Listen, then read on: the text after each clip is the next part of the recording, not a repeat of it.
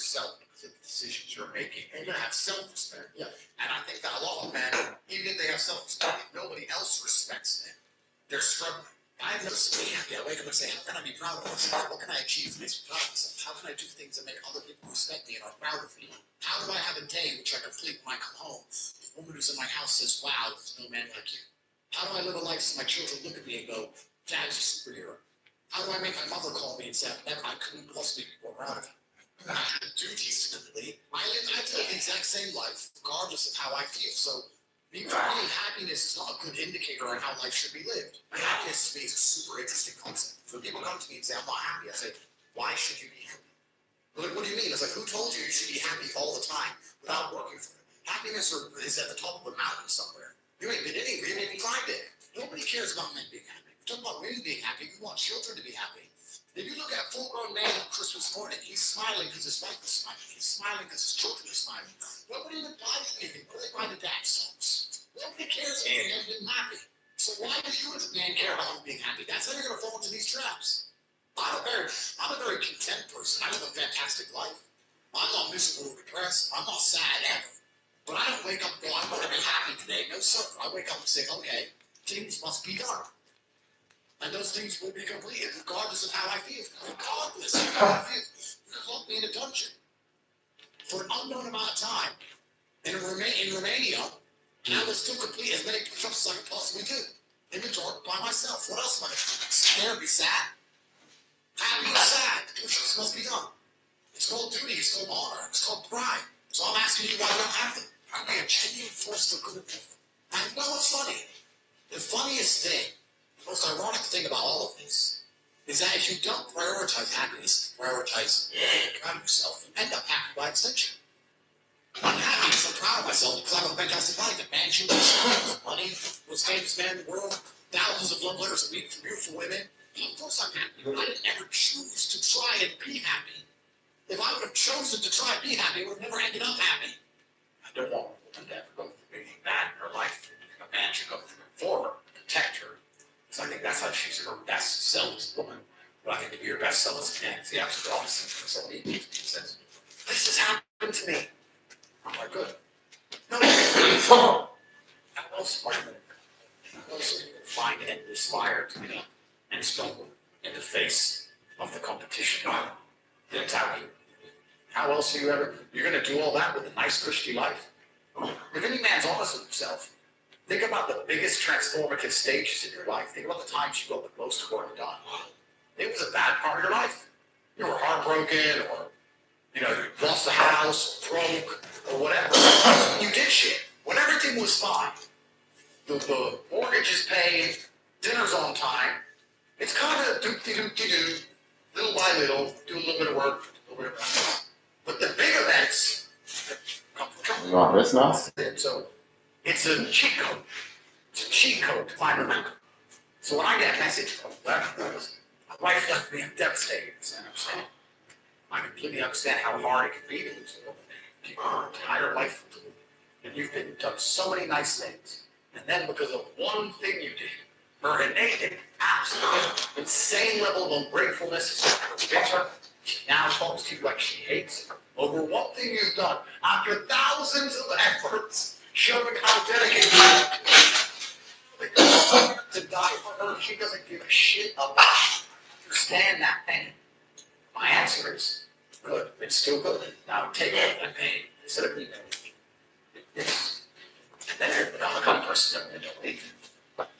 Anyway, I think everybody can do plans. If you walk through life and feel like I'm proof you're supposed to wake up each day and go, I don't owe anybody anything. I don't owe anybody. Perhaps you must prove yourself. You must prove yourself to your bloodline, as we just discussed. You must prove yourself to God. God hates the lazy. He can't stand them. If he gives you all these genetic dispositions, these natural God-given gifts, you have 2 arms, 2 legs, and you're thin, you're not trying your absolute best. That's the reason you're not lucky. He doesn't like you. He likes the people who show him the beauty of creation. He likes to give somebody building blocks and never put something to do. The best thing about being a man, you can build a block. Like you decide to be a funny comedian, musician, or kickboxing champion, like the Matrix, you decide whatever you want to be. God loves to see that. Those people, for some reason seem to be enormously lucky, right? Person who goes, I don't have to prove anything to God. I don't owe all of my ancestors any effort.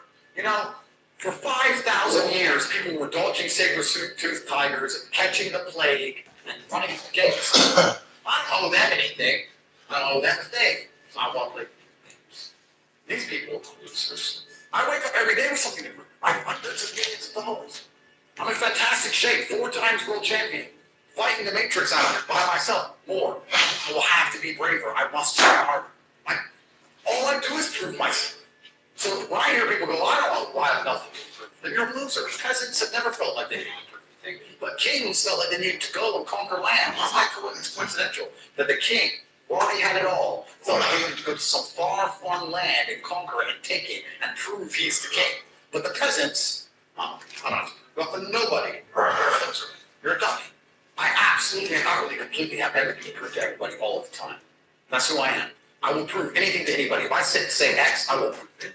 Happiness is the number one thing that must be earned. And I'll tell you that my happiness is based on very real world achievements. I couldn't be happy if I was broke. I couldn't be happy if I was obese. I couldn't be happy if I was ugly. I couldn't be happy if I wasn't respected. I couldn't be happy if I couldn't whoop a dude's ass. I couldn't be happy in those scenarios, so I made sure none of those scenarios came true. I earned my happiness via hard work. It's all about. I have time. I deserve it. I deserve to go to sleep and smile on my face. That's what I deserve. And every single guy who hasn't got it probably doesn't deserve it. The universe is very giving and very fair. People seem to think that it's all the same. People think it's sort of funny. Actually, the opposite. I believe the universe is a very giving place. I believe God is a very giving being, and that the world, all in all, generally balances out. It's pretty fair. If you're the kind of person who deserves good life, works their ass off and genuinely wants it and tries very hard, guess what you get 99% of the time? Good life. The kind of person who doesn't really deserve it, slacks 3 days a week, a little bit lazy, snakes his friends, talks behind people's back, blah, blah, blah. Guess what? Your life ain't all that good. The universe is pretty fair, pretty balanced. I'm yet to meet somebody who gets up every day, does what they're supposed to do, works hard, goes to the gym, then goes to work, does their best, makes some money, looks after it, sensible, doesn't blow it, etc., then fails. I've never met anybody who fails when they do all the right things. The universe is a very fair and giving place all in all. There are very few exceptions to that. So I see somebody who doesn't have the success they want, especially when I see the same group of people who don't have the success they want. There's no way you're all exceptions to that. You may want something, but you certainly don't deserve it, and that's why you don't have it. Wake up and say, how happy am I today? How does that affect how I act? That's not how I operate. I wake up and say, what must be done? What will allow me to be proud of myself? What will allow me to achieve? Those things will be done because how I feel. And that's how the most successful people on earth all operate. The most successful people on earth don't only do things to make people happy. If you never make a mark on the world, then you effectively never existed. And then when you're gone, nobody will care. And that's very important because you have a duty to your ancestors and you have a duty to God. So let's make a choice. And this is a genuine choice to you people at home. Do you want to live in obscurity forever and be invisible and not matter and have an easier life? I would argue that it's not easier because in your heart and your soul you feel guilty knowing you could have been something wrong. Or do you want to try your absolute best and struggle and suffer every day of your life, paying the rent for all of the amazing things around you?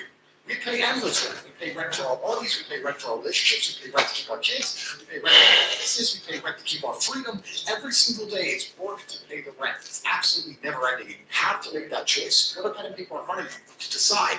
Do you want to be visible with a low rent bill? Or do you want to be important and work hard and suffer to make sure that the rent is paid? It's a choice you must make. It's binary and you must be extremely dedicated towards the decision. I refuse to accept that there are people out there who cannot become happy, contented individuals. I refuse to accept we live in a world where God is creating. No matter how hard they work and how good their life is, can't be happy. I don't accept that. I accept that the universe is a very given place, and God loves all of us. If you try your best, work hard, you can become a better person. The beauty of life is managed to be great. So you sit here and ask yourself, do you want to be a happy loser that's insignificant? Nobody knows you exist. Women don't respect you. Men don't respect you. Nobody cares if you live or die. You have to smile all the time. Or do you want to be one of the most important people on the planet with a little bit of stress? Alternatively, you can go out there in the world, try and implement your mark on the world, work hard, try to get rich, more money, more problems. You can try to start a business, the stress of life, you can lose your girlfriend, so what to do is working. This is a new level of stress, a new level of trauma, but at least you'll be a somebody at the end of it.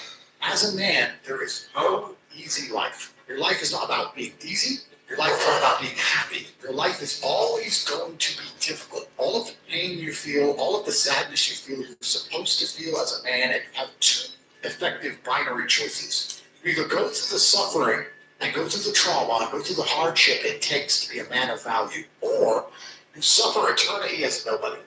There's two ways to suffer. You either suffer becoming a somebody, or you suffer as a perpetual and forever nobody. There's no joy without pain. There's no sunshine without rain. You need up and down. This is how the world works. As a man, you must build yourself. And I agree that society puts huge pressure on men, and it's time for men to perform. As a man, you either perform or you don't. There's no safety net. Men who say, I can't feel like it, cannot compete with the men who do not say that. And it is player versus player. The man who goes to the gym every single day, regardless of how he feels, will always beat the man who goes to the gym when he feels like going to the gym. And it's player versus player. A good man controls himself. I have absolute self-control. Emotional control is absolutely and utterly important. That's right. You need to understand as a man, there are certain principles under which you act, regardless of how you feel. Yeah. I can wake up in a terrible mood. I can wake up sad. I can ache. I can have a busy day, stressed, etc. I will complete the same tasks as if I woke up in a fantastic mood. I'll do the same things because how I feel has no bearing on the things I'm going to do in my day because I have duty to myself. There is no light without dark. Oh, appreciate your six-pack unless you didn't have one and you had to earn it. That's how the world works. So I talk to these people, so I go, what is, you know what, Kate, yeah, I agree, but you know, it's hard. Of course it is, it hurts to me. And if you're not cut out for it, then often live a normal existence and die. Sit there, letting other men enjoy the spoils of being a man, and you can die. That's what you want to do, is just sit there and exist, and then be fade into history unremembered. That's your decision. If you want to level up your character, you get out here and do it. You can be around brave men, you can get some balls, you can get your network together. You need to be paying attention, listen to the truth, humble yourself, stop sitting there with the ego. That's the game. But I made myself this way. I wasn't born this way. I absolutely not only made myself this way. And any single one of you men out here can do the same thing. I was always looking for, I wouldn't say happiness or contentment, but I was always looking to try and break out of the 9 to 5, just the normal monotony of day-to-day life. I think that men have a very unique life path, and it's very difficult to try and achieve status as a man. It's not easy to stand out from the crowd. And even what women expect of an important man, you need to be smart, charismatic, intelligent, strong, have a nice car, a nice apartment, good network, good friends, be able to handle stress, be competent. You know, there's so many things you need to be able to do. It's difficult for a man to have everything. Start leveling up with mentality, spirituality, level up physicality. There's so many different ways you can level up, like a video game character, right? Once you have all the unlimited money, you can then start taking all the stats boxes. Knowledge. Well, when guys say to me, okay, well, how do I make women respect you? I say, well, how do you respect yourself? That's the first thing. No one's respecting you, respect yourself. Do other men respect you? Like, what do you act in the way that commands respect from anybody? I say, look, if you focus on yourself and make yourself being who you are, being a high value male, you'll detect it and it won't be so difficult to you. You have to respect yourself first, and so how does a woman respect a man? She sees that you respect yourself and other men respect you. You need to understand that the world you live in as a man, in my personal view, is very purposefully constructed. It's constructed in a way to destroy your masculine power, and the future of the world is a further encroachment on your sovereign ability, your sovereign thoughts, your base instincts, the things that make you happy. Absolutely nobody is concerned with male happiness on any level. They don't want you to be happy. They want you to be miserable. A miserable slave in a tax bracket. And you have to understand this. And the only way you can combat against it is to take significant action. You have to take significant action. You have to use the internet. It's the tool they're using. The internet is the tool they're using to brainwash the masses. You need to combat it and use their own tool against them to seek out the kind of information, knowledge, and friends that you need to have around you. You're going to be the sum of the 5 people you spend the most time with. So that, if everyone understands that, as an intelligent person, you're going to be extremely careful and you're going to create heavily with 5 people you hang around. So you need to be aware of what's happening around you. You need to create for yourself a social network of people who understand that and are doing their best to combat that.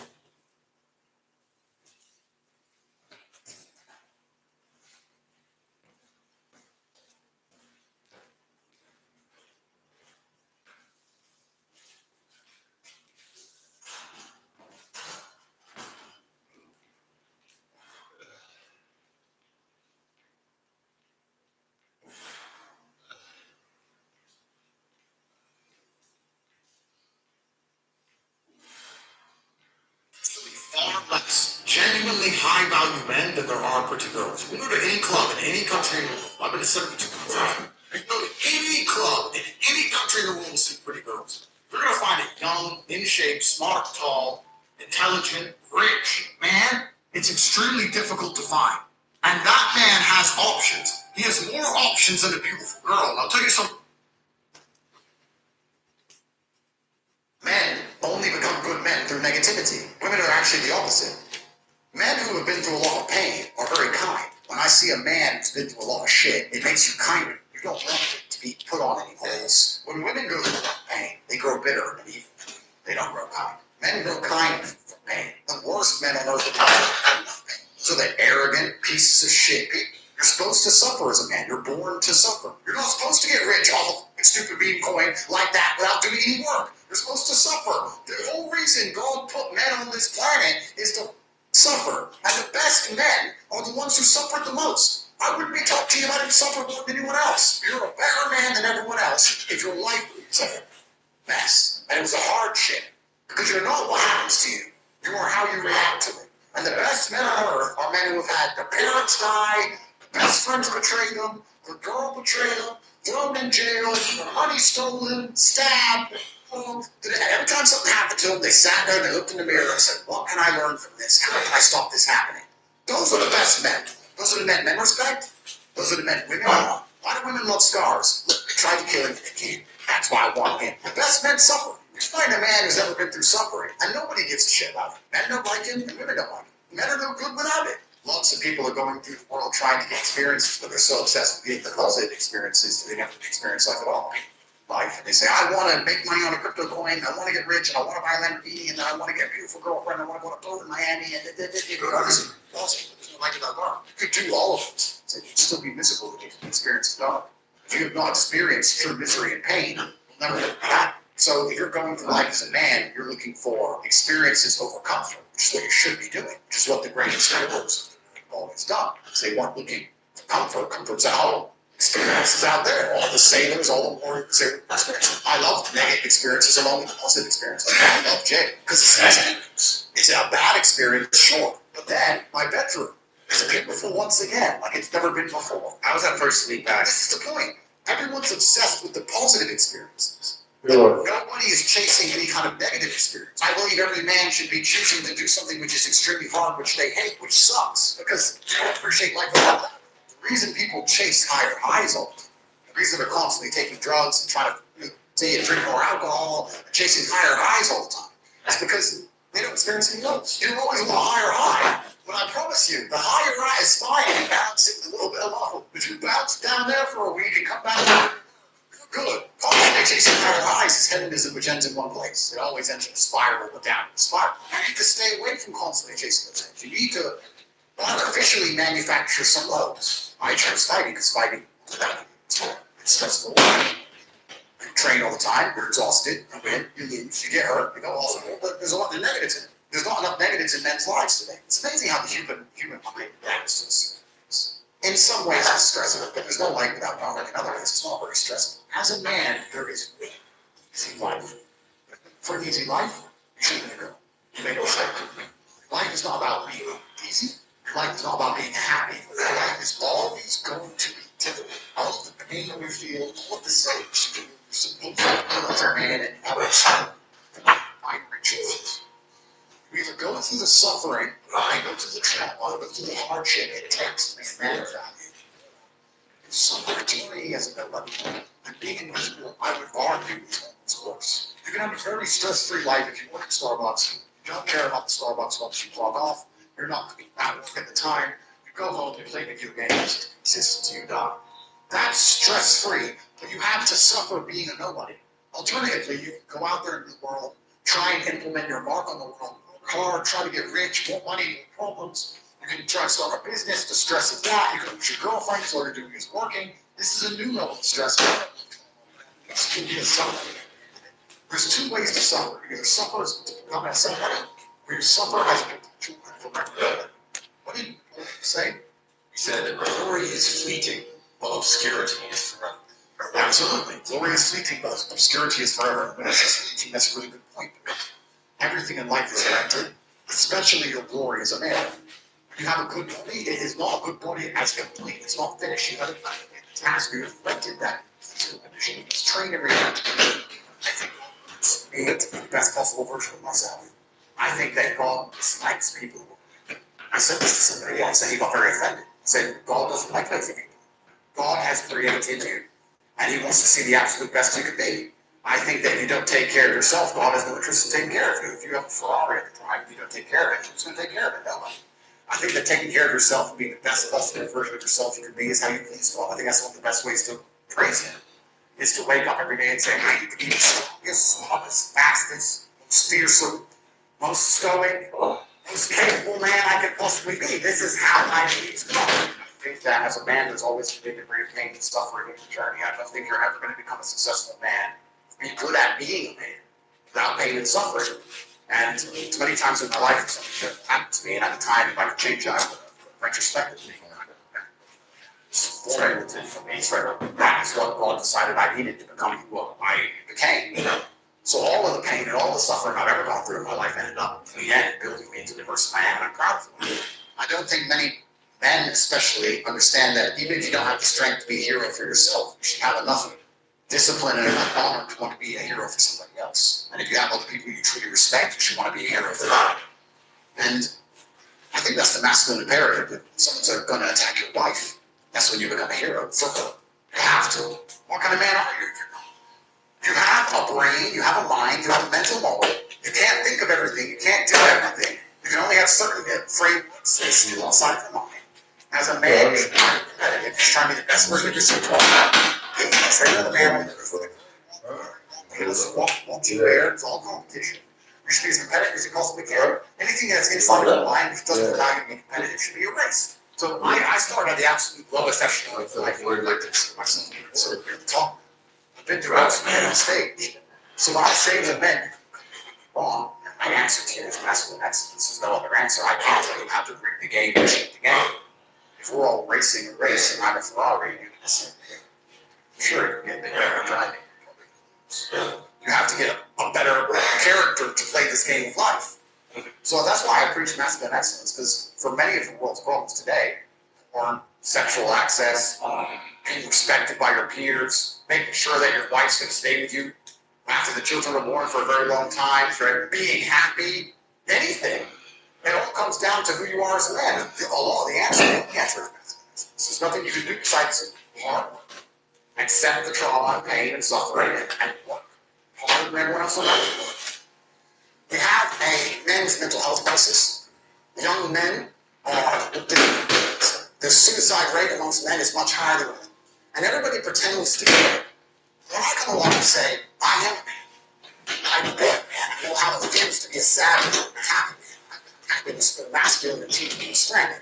Through working hard in the gym, through dedicating myself, through building a life worth living, through taking care of the people who I love, both male and female, through becoming financially successful, through sticking up for myself, having opinions, through being a man of honor and courage. When I do these things, I'm ostracized, and they're attempting to destroy my life.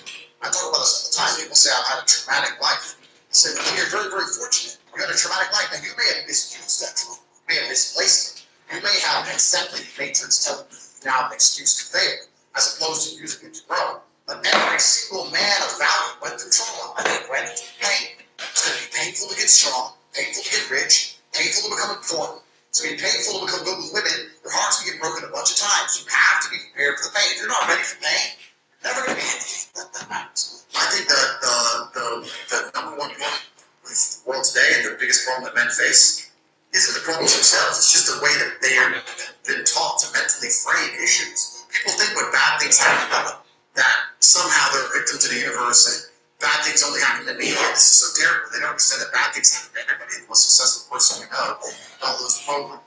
Maybe even worse. At least the same bad things happen to them. They just framed it differently and used it. And this is what people really don't even yet understand. There's only one thing on the planet you actually have control over. You can't control the weather. You can't control your health. You can get brain aneurysm. You can't control other people. The only thing you can actually really truly control is what you think. That's the only thing you can change in real time. You can be thinking of red, you can change it to blue. So why are you not controlling your own money? It's your asset. It's your ally. It's your friend. Why don't you make an enemy out of the only thing you have control over? I refuse to do that. It doesn't make sense to me.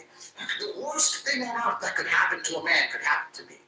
And I guarantee you, I would still label myself happy. I'm happy because that's who I am. That's how I live. That's what I've decided. It's amazing how much strength you can get from knowing that your ancestors look down on you and you're doing your absolute best. I also believe that God can be proud of you when you do your absolute best. And I don't think many people genuinely do their best in the world anymore. When I say do your best, people say, oh yeah, okay. No, when's the last time you actually did your best? Like, I don't train to run marathons. But I know I gave my best every marathon. First time. And I gave my best, life depended on it.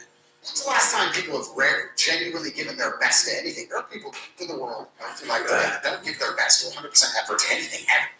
Ever. They can't even remember the last time they tried. I think it's very difficult to do anything important. It's not, perhaps to a degree, driven by love, desire for love. I think the reason a lot of men want to become rich is because they want to feel loved or feel important, to matter. I also feel like the reason that a lot of men do the things they do is for love, either of themselves or of someone else. I think the reason men go to work is because they love their family. The reason you go to the gym is because you love yourself. If you take a look,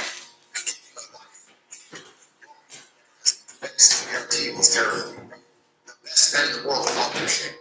It's just, that's why women love stars. That's the whole point of it, right? So the best thing you can do as a man is to, this is hard, this is hard, this is hard, this is hard. I feel negative because these roles are difficult. I'm struggling with that. Someone said, let me internalize all of that and turn it into a superpower. Let me become genuinely uncomfortable with my situation in life and fix things. Because, like I said, the universe is absolutely not very giving. And if you truly hated being in the position you were in, you wouldn't be there, right? When men say we were depressed, we have unlimited options, capability to become anything you desire. With God giving you a body and mind, how do you have time to be depressed? You have so much you could do. There's so much that you need to do to be your best self. And you're competing against men like me. And you're finding hours a day to be sad.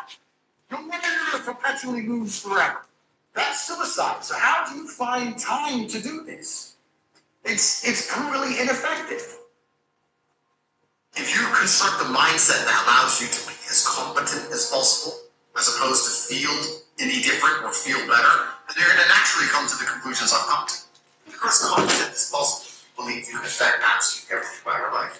You're as competent as possible if you believe absolutely everything that's happened to you, whether bad is your fault. You're as competent as possible if you believe the bad things that happen to you are going to allow you to become better. When bad things happen to me, the first time I'm not good. If any man's honest with himself, think about the biggest transformative stages in your life. Think about the times you got the most work done. It was a bad part of your life. You were heartbroken, lost a house, broke, whatever. That's when you did shit. There's a huge percentage of the populace which they're beyond saving because they're the worst thing you could possibly be. Being a quitter is the worst thing you could possibly be. God himself can't make a quitter. Because the only reason the place you're trying to get to has value is because it's difficult to reach. It's scarcity. The whole point, gold is valuable because it's not because everyone wouldn't have any value. The reason the place you're trying to reach is valuable, you can't get there. So if you're the kind of person who quits, you're never going to get there. Quitters are the worst. And the masculine world is hyper-competitive. This is nothing most people understand. It's hyper-competitive. All the women want female on top. The Ferrari, you don't want a Ferrari to drive fast. You want a Ferrari can't have one. It's hyper-competitive, so they're competing against every other girl, every girl you see. Household, car you drive, the life you live. You're not going to be able to compete with the person who performs regardless of how they feel if you only compete when you feel like competing. And if life is perfect all the time, you don't appreciate it. I just think one of the worst lives you can have is a life where everything goes right all of the time. If you're spoiled to that degree, especially as a man, as soon as you reach any kind of difficulty, you're going to crumble.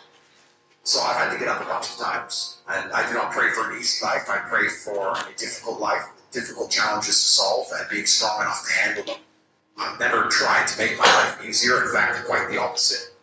If you really want an exceptional life and to do exceptional things, you can't only hope for the positive exceptional. The only reason you appreciate being rich is because you're poor. Born rich, you don't appreciate it. The only reason you appreciate being in good health is because you were once sick. When you're sick, you'll do anything to be healthy.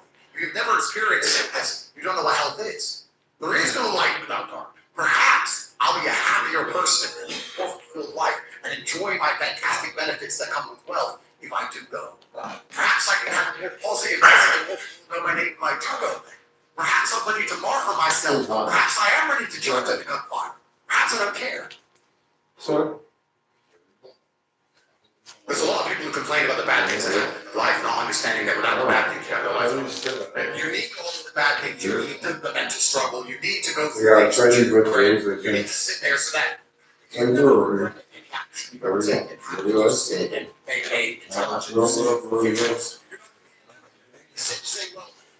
I just lay for regretful acts. You know what I do? This experience, and that's why that life is just the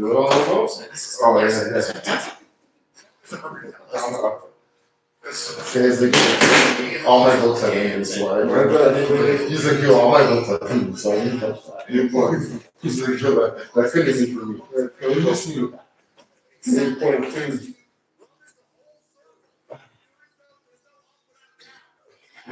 The ability to emotionally affect you positively has the ability to emotionally affect you negatively. There's nothing that can only affect you in one direction. Even something as asinine and stupid as object like this man's pretty shit. You're gonna feel shit for a pretty large percentage of the time. But you're only gonna ever escape that if you just perform regardless. You have to perform if you have it. As a man, you can't say, I don't perform when I feel good. It doesn't work that way because our heads are too complicated and life's too away. There's too much on our shoulders, we have too much stress, too much pressure. Our heads are fun. You're not that person who says, I perform regardless. I didn't miss a single day's training. I didn't miss a please. I didn't miss a thank you. I'm saying I was happy. I'm saying I did exactly what I was supposed to do.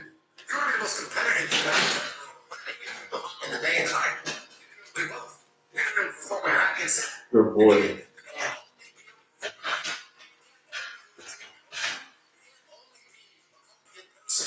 When your life's going well, it's going well, you're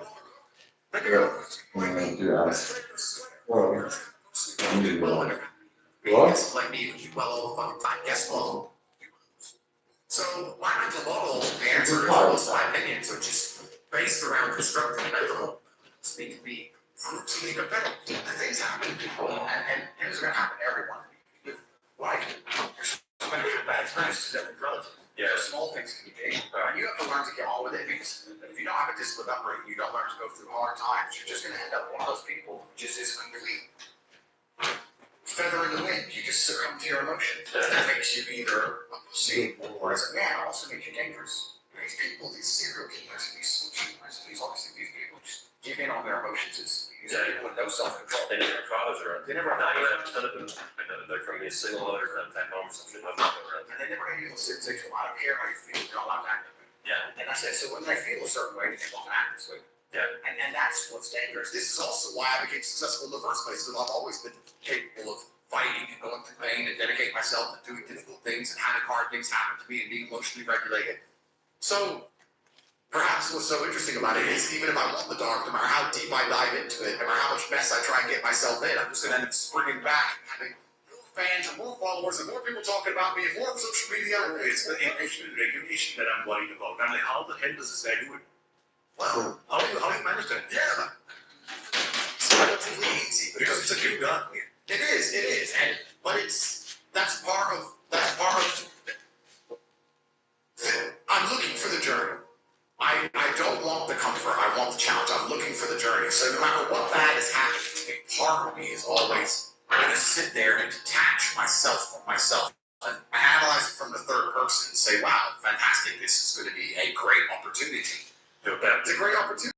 Prove yourself to yourself, prove yourself to everybody else, prove yourself to God." Feeling depressed is real. Yeah. Depression as a disease, I do not subscribe to. The idea, I believe, that if you feel depressed, something is depressing you, and you should try your best to fix it. You should take control of your life and do your best to fix it. The idea, but they don't say that. They don't talk that. They say depression like it's this magic thing that comes up the sky and it gets in your brain. You're sad no matter what. There's nothing you can do about it. You need to only take pills. And I think that's a very bad way to look at the world, and that's a bad idea to subscribe to. If you start to feel depressed, let's say your girl leaves you, you start to feel depressed. But if you believe in the idea of depression, you're now going to start diagnosing yourself as clinically depressed, self-hypnosing yourself, hypnotizing yourself to be clinically depressed. And it's amazing how you speak things into existence. I cannot become depressed because I don't believe in it. So how about chemical imbalances in the brain? Bullshit. That's all been disproved anyway. Really? It's all been disproved. Firstly, that's all been disproved. But secondly, even if that was true, even if I had a chemical imbalance in my brain, I do not believe in depression. Next time you see a rich guy, go up to him and say, how'd you get rich? I've never heard anyone say university. Ever! I've never heard anyone say it's lies. Yeah. When I was 16, I saw the guy in the Ferrari. I was like, I'm going to college and he isn't. And he ain't going to work. He knows something I don't know. I knew at 16 everything they could move to. But there's still people who think they have 5 years to wait. 5 years. I'm 37. Less conservative. The kidney estimate, I think, for my state. Cool.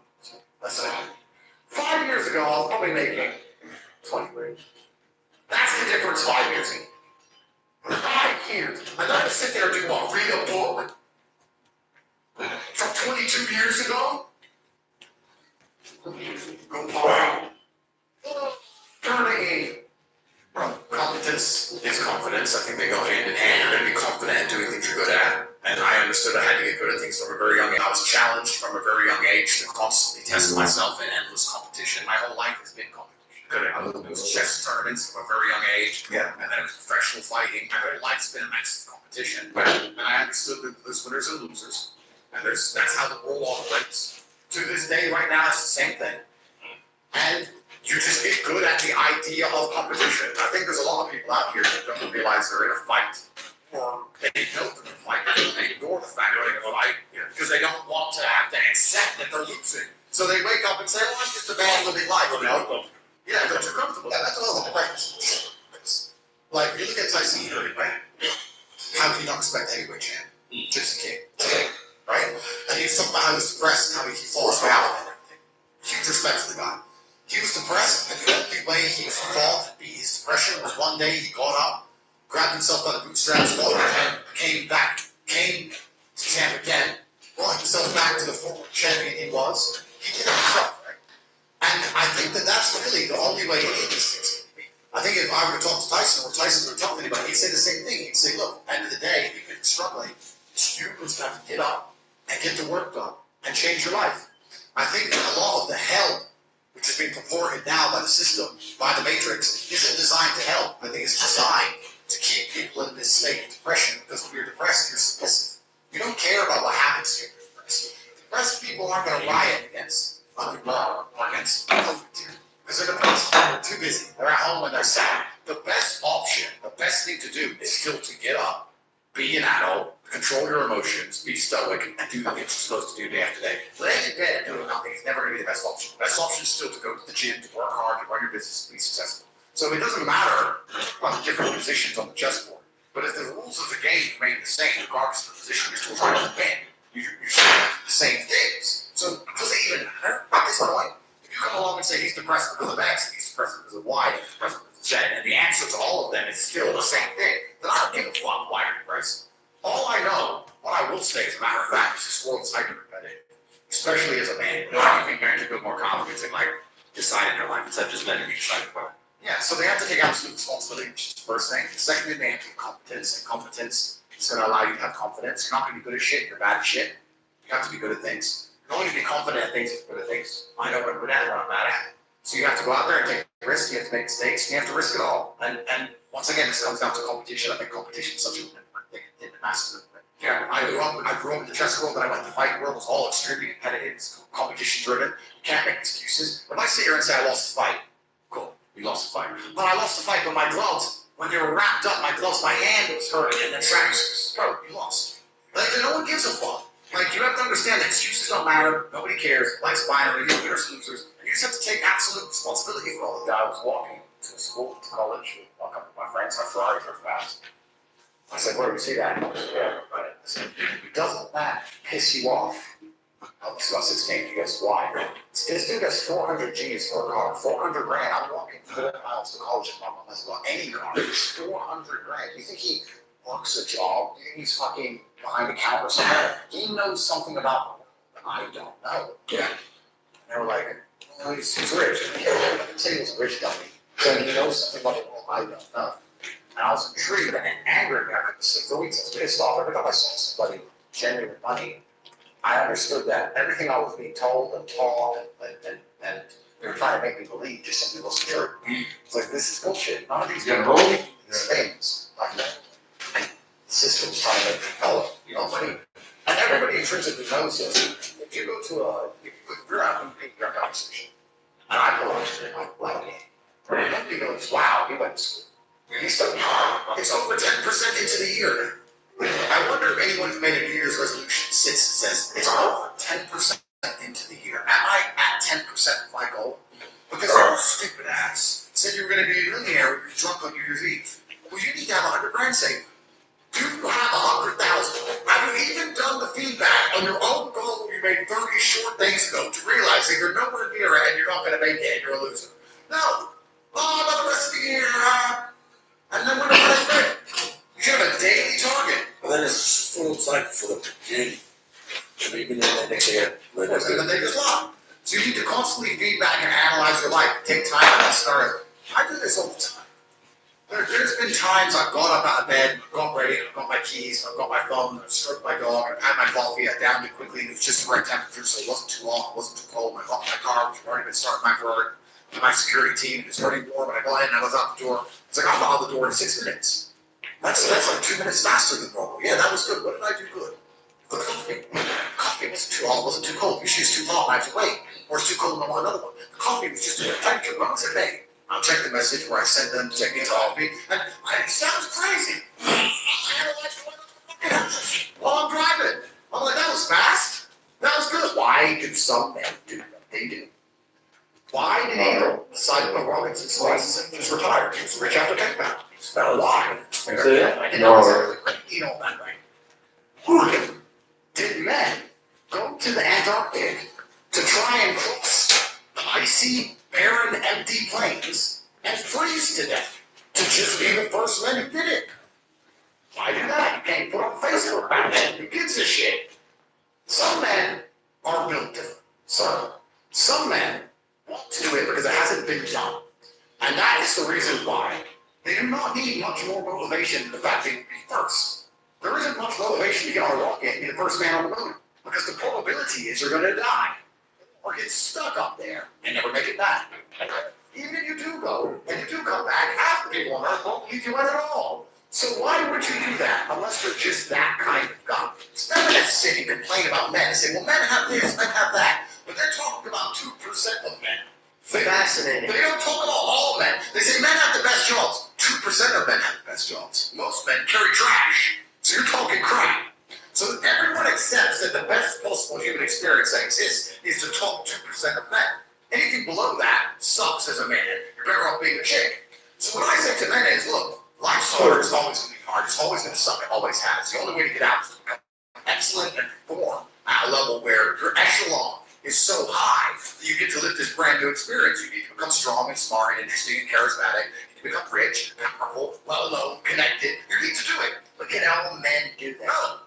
So, okay. But I have to tell them the truth. When people come along to me and say, my life's shit, and I look at them and go, yes, people are genuinely not out here giving their absolute best. Because if you were, you'd have everything you've ever desired. You'd have anything you've ever wanted and asked for. Instead, what people do is they go and convince themselves they're true.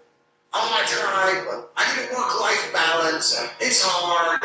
I was trying. Well, and like I said earlier, life is war. If you're a man and you don't view the world as a war, I can't imagine how you view the world. My entire worldview is war. I was actually having this conversation the other day about why I play street sports. So some girl, she's like, "Did you ever have a plane with me?" I'm like, bitch, no. Why do you? Because my life is extreme. But my life is hard. I'm not good. If your life is extreme and you're off the last thing you want to do is jump out of a plane. You want a safety, calm. I want to be left alone. The only thing a woman can give me back at my stage of life is absolute devotion to protect my spirit. I need a woman who loves me completely. I don't expect her to have financial incentive to look after me. I don't expect her to be even. My problems are very complex. Sitting there on a computer trying to work them out. I expect her to sit there and go, I love you so much.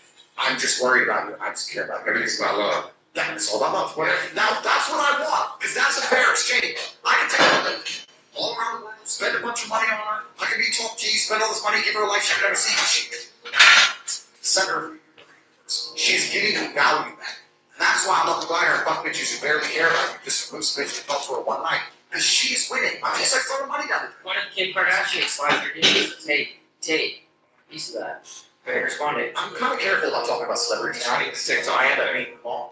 A woman's job is, in my opinion, women who mean the most to me are the women who truly protect my spirit by just loving me, caring about me, and use their intuition to truly want the absolute best for me. Do you feel like your stress comes from holding on to what you hold dear, that pride aspect of things? Like, I gotta be top G. Nobody's top G. I'm top G. You know where I actually think it comes from? I actually think it comes from because I know I don't know 10% of what I can actually do. Let's go. And that bothers me. I think it's around making or how those group of men alive, whatever. I can still identify the inefficiencies of the systems. I can still identify where more money could have been made. And money isn't that important. But like we said, money is a very simple way to measure success because it's numbers. Numbers are easy.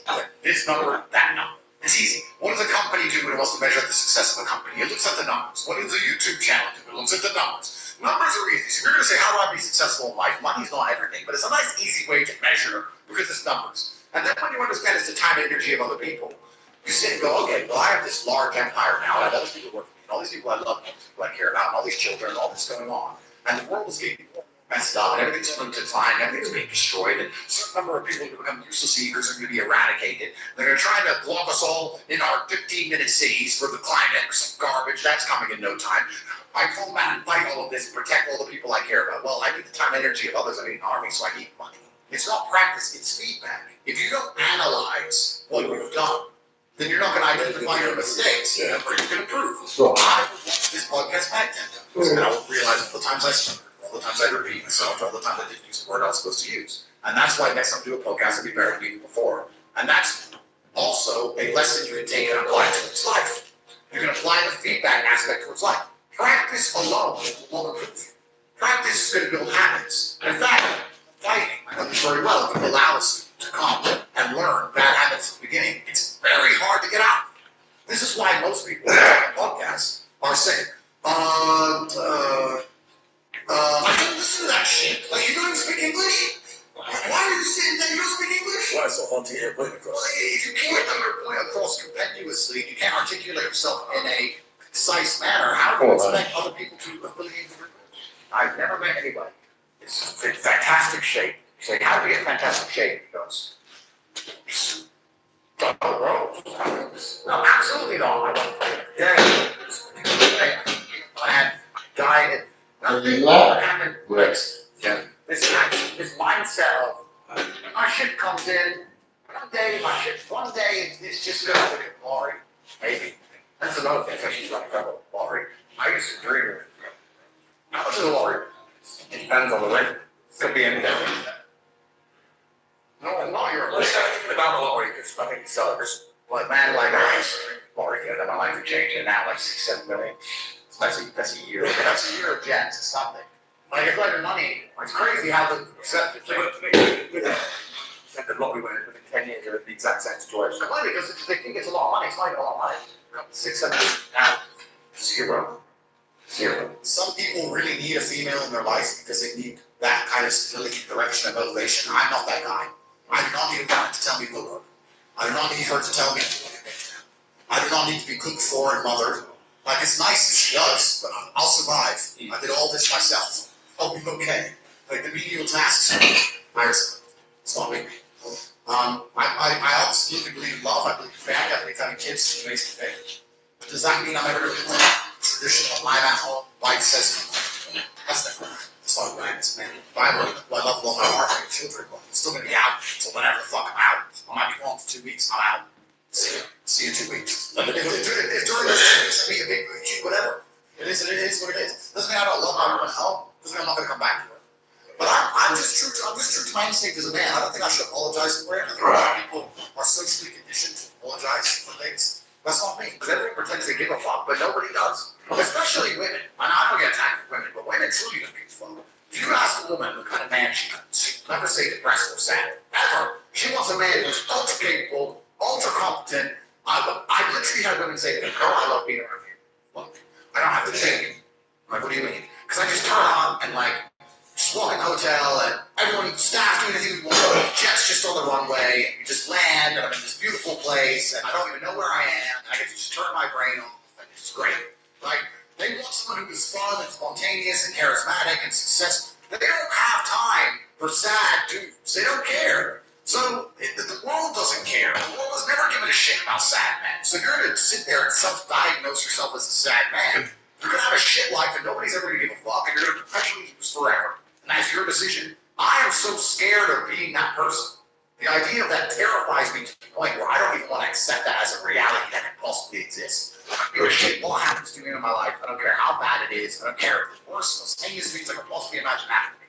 I know that my sadness, my depression will be temporary because I will never stay loose. It's against my creed form. Anything in the world that makes you happy that you currently have, whether it's a person, whether it's a job, whether it's a scenario, whatever it is, also has the exact inverse capability to make you extremely angry. So you have to accept this stuff. You're quite detached. You're quite detached from everything that you also want. You say you love it, but at the same time you're okay with it. Let it go. That's because I think I have confidence in myself to get it all back. And that's also because I have quite a lot of emotional control. And then perhaps, maybe I'm a little bit to say this, I don't know, but when bad things happen to me, You love it. yeah, I kind of enjoy it. And I think that maybe it's perhaps I just enjoy it for the story. Perhaps my whole life is not about trying to find comforts, trying to find challenges, it's trying to find stories. I'll be very honest with you. But even in jail, my brother and I kept saying this is probably the best story, one of our best ever stories. That's what life is about to me. And if you were to say to me right now, Andrew, you want to spend a year living in comfort, flying around the world, and sleeping with girls, doing whatever, or do you want to spend a year in a jail? I'd probably choose a jail. I had real jobs and I did real things. I was really broke and I was really on the bus and really trying to pay rent and do real stuff for a long time. I wrote a line in here. I think you can relate to. A poor man is broke. A rich man is broken. So if you're broke, you can figure out a way to be rich. But if you were given everything and you don't know how to manage this life, you're broken. You don't feel like you've earned anything. I've met more depressed rich men than I've met depressed broke men. It's amazing you say that because there's two answers to that. My first one is, I love that you say that because I always say I'm not rich. I'm a poor man in Florida. I always used to say that, and I don't want to brag or anything, but just because I can ask this question a lot. I've been extremely successful. I have hundreds of millions of dollars. In fact, I think our last valuation across everything we own is almost that big now. So we're very, I'm a billionaire. He's a billionaire, so we're doing extremely well. That's the first thing. The second thing, it's great that you say that because I completely agree. Because if you're born with everything, if you're born with all this money, where you have no aspiration, nothing that you to grasp onto and trying to achieve, then money doesn't make you happy. Chess teaches you that if you lose, at some point you make a mistake. It doesn't matter if it's the smallest mistake. It doesn't matter if it's too long to think to make the right. At some point you fucked up. It's like games. 100% you. That's what's so important. Chess. It's the first thing. The second thing is you need to, as a man, adopt a mindset that absolutely everything that happens to you is your fault. You're totally bad. And most men don't have that. Most men don't have that. When the Matrix was attacking me and they were destroying me, they were talking about my exes. Think charges on. They closed my bank accounts. I was telling them. They banned me off social media to lie about me. They harassed my family. All of this is being eye-going. I'm not going, that was unfair. It was frustrated. The NGOs worked against me. Because I don't help them. I'm 100% accountability in all things. But also, when I go out there and start the reality, it's like, that's me. This is my fault. The car's my fault, and the big house is my fault, and everything that ever goes wrong is my fault. Yeah, absolutely. I have to take complete and utter accountability for everything. I fix you. Being a loser, but if people feel sorry for you, you'll get attention for it, you'll be okay at the end. And it's all this temporary fixes of dopamine by saying, I'm sad. Okay. But it's bullshit. They don't care long term. The The world doesn't care. Nobody really cares. Chicks don't care. Business doesn't care. People are going to fake. It either happens to schools now, but then everyone gets a prize.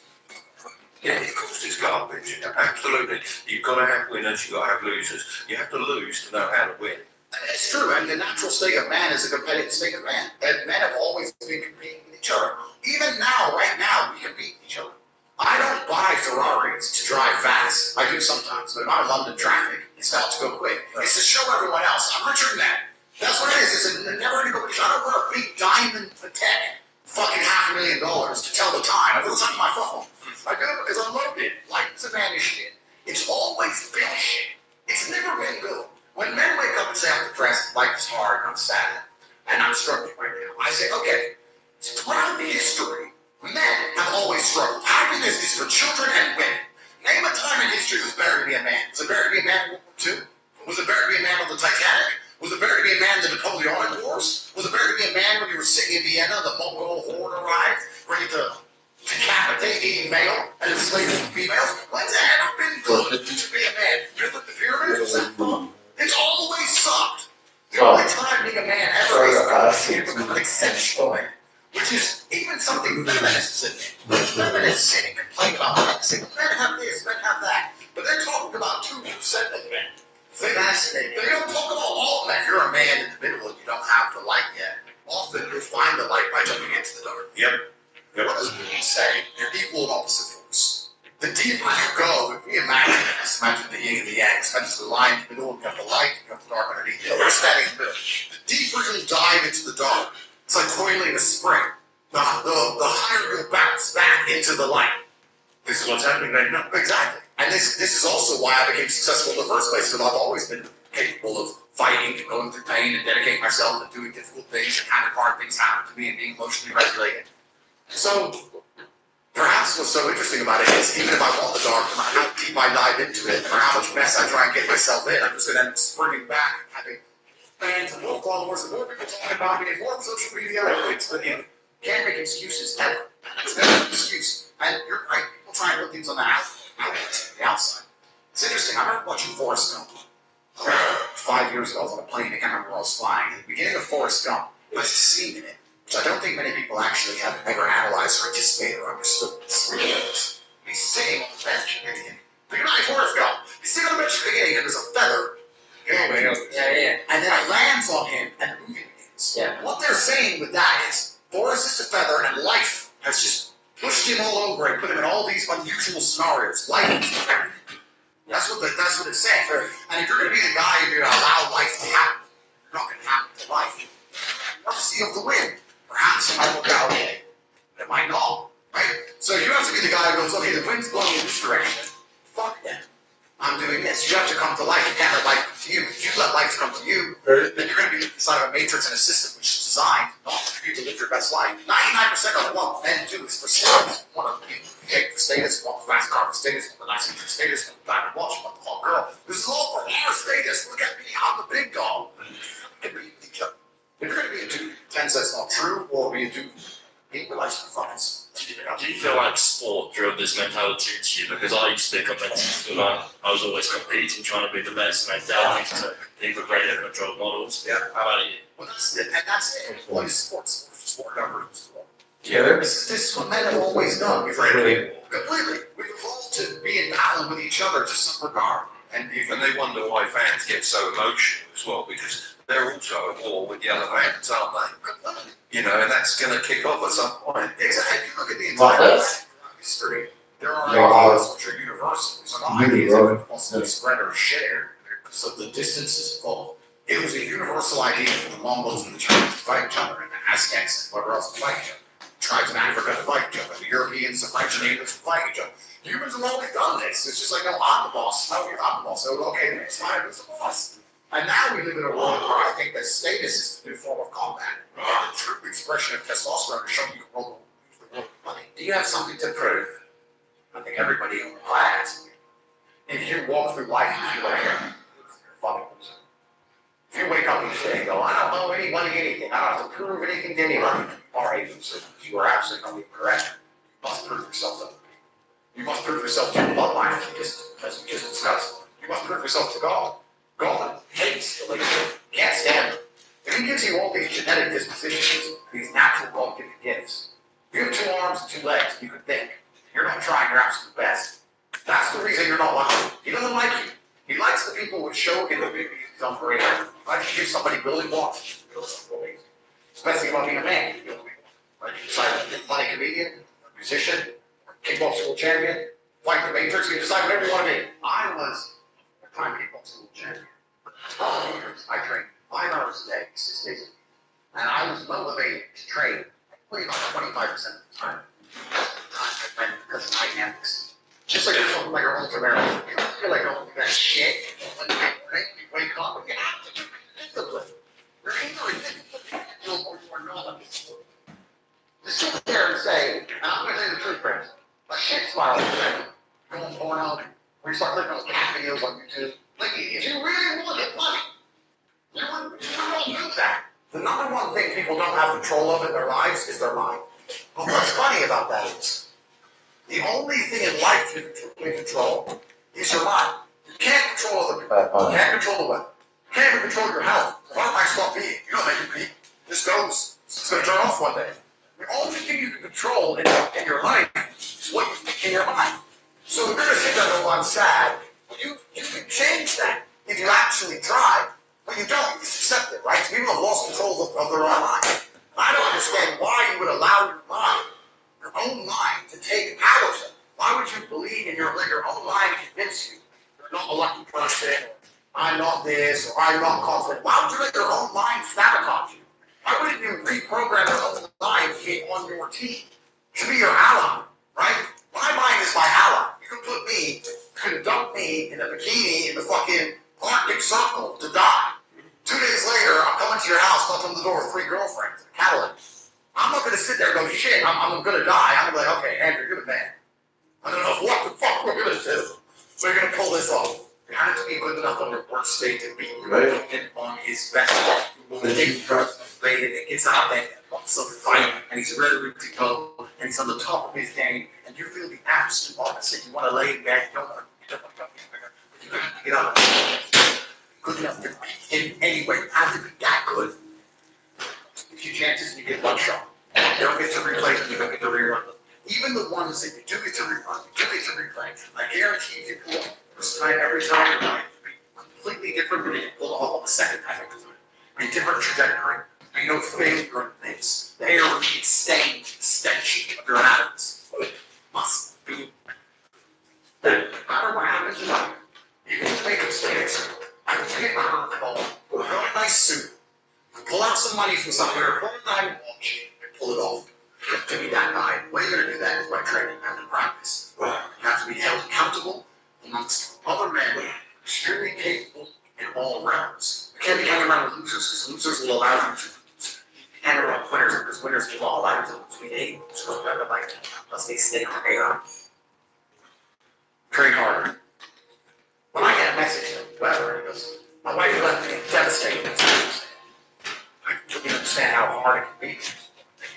Your entire life, you've done so many nice things. And then because of one thing you did, her innate and absolutely insane level of ungratefulness has turned her bitter. She now talks to you like she hates you over one thing you've done after thousands of efforts showing how dedicated you are to her. And even now that you're prepared to die for her, she doesn't give a shit about you. I understand that pain. My answer is, good. It's still good. Now take all that pain instead of emailing me. This is Well, my then you're some kind of split. Ready? Anyway. Believe in that. You can't be the Peaceful, peaceful.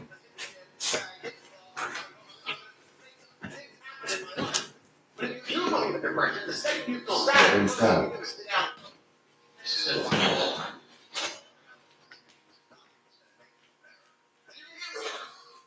But this is the whole point. This is what was amazing when I had the break was real. I said, if all you act like, all the alcohol excellent characters, I'm impressed, you don't understand my brain so well. I was like, listen, if depression is really so horrible, why are you just defending it so prominently? It's real, it's so powerful, it's real. Why are you defending this whole thing? Why do you sit there and go, you know what, you're right, you're fucking right. They want to defend it as an identity.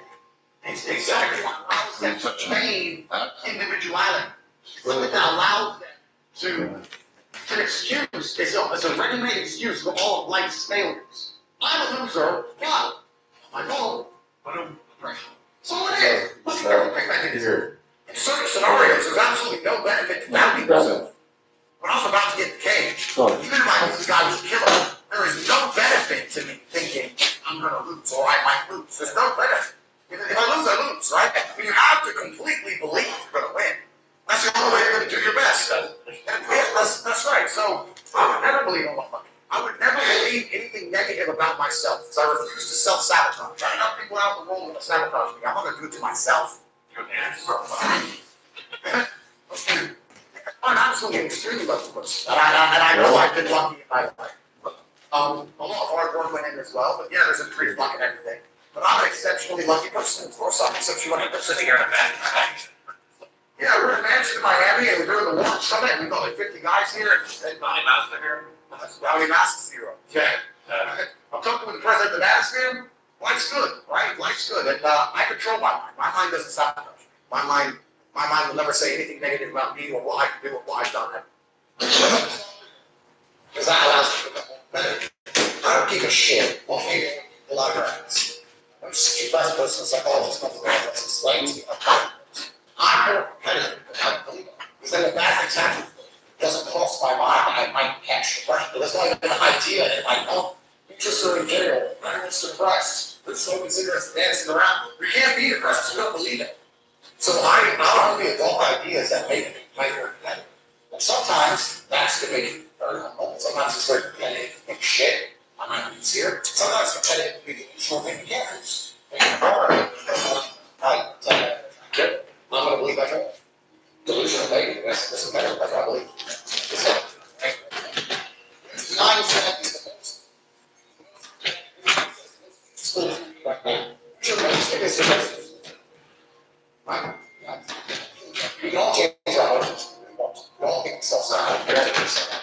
Do it. Or if it takes too long, need 10 minutes. Get good at it. Give it a few seconds. And then you have to decide which emotion puts me in the most competitive state right now.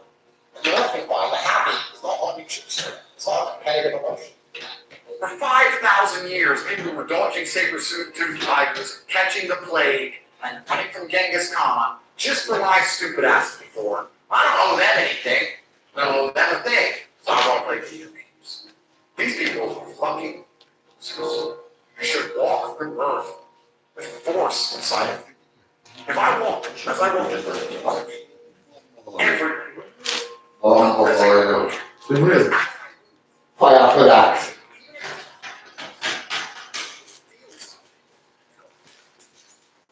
It's an energy that comes from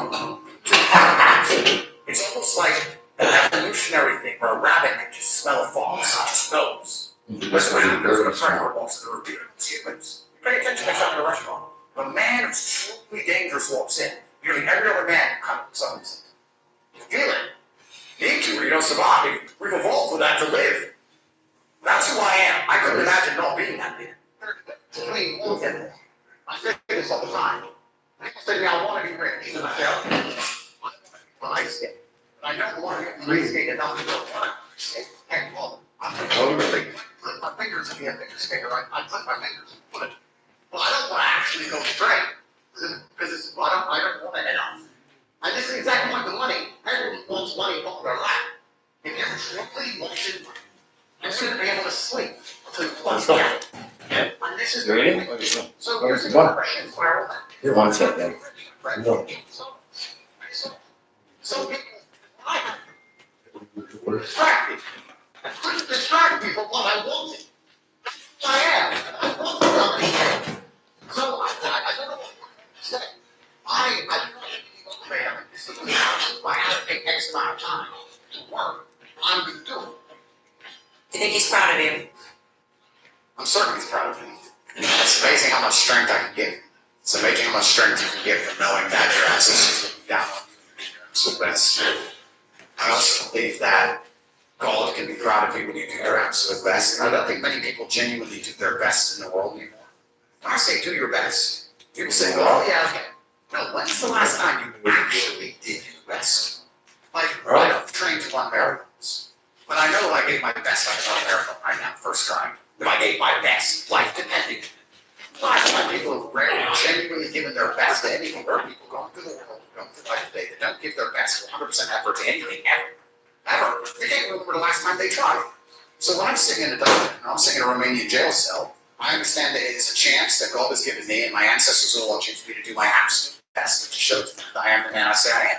You can't become the most famous man with mental resilience and God will test your mental resilience. I think that would be a very amateur way to view the world. And you can now become the most famous man in the world who talks about mental discipline and mental resilience, and God's not going to test it. I think God could have been on and say, oh yeah, famous. All right, let's see what you're at. I'm going to be able to compete with the person who performs regardless of how they feel. Only compete if you feel like competing.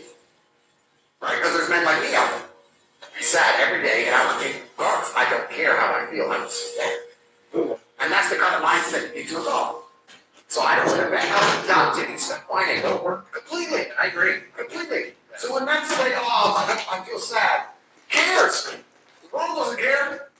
All the men around here is destroying you, the girl don't care. So why do you care? Like, if the only person who should care least is you.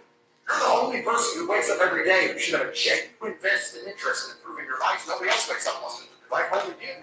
So if nobody else cares about how you feel, why do you care? You asked me about the fact that I'm afraid of folks. They're going to go do it on. Do you understand? At least I get to die first. At least they remember my name. We all have to jump off the cliff. At least I get to go first. Like jump away last. Well, Andrew Shapley walks. We were all gonna die.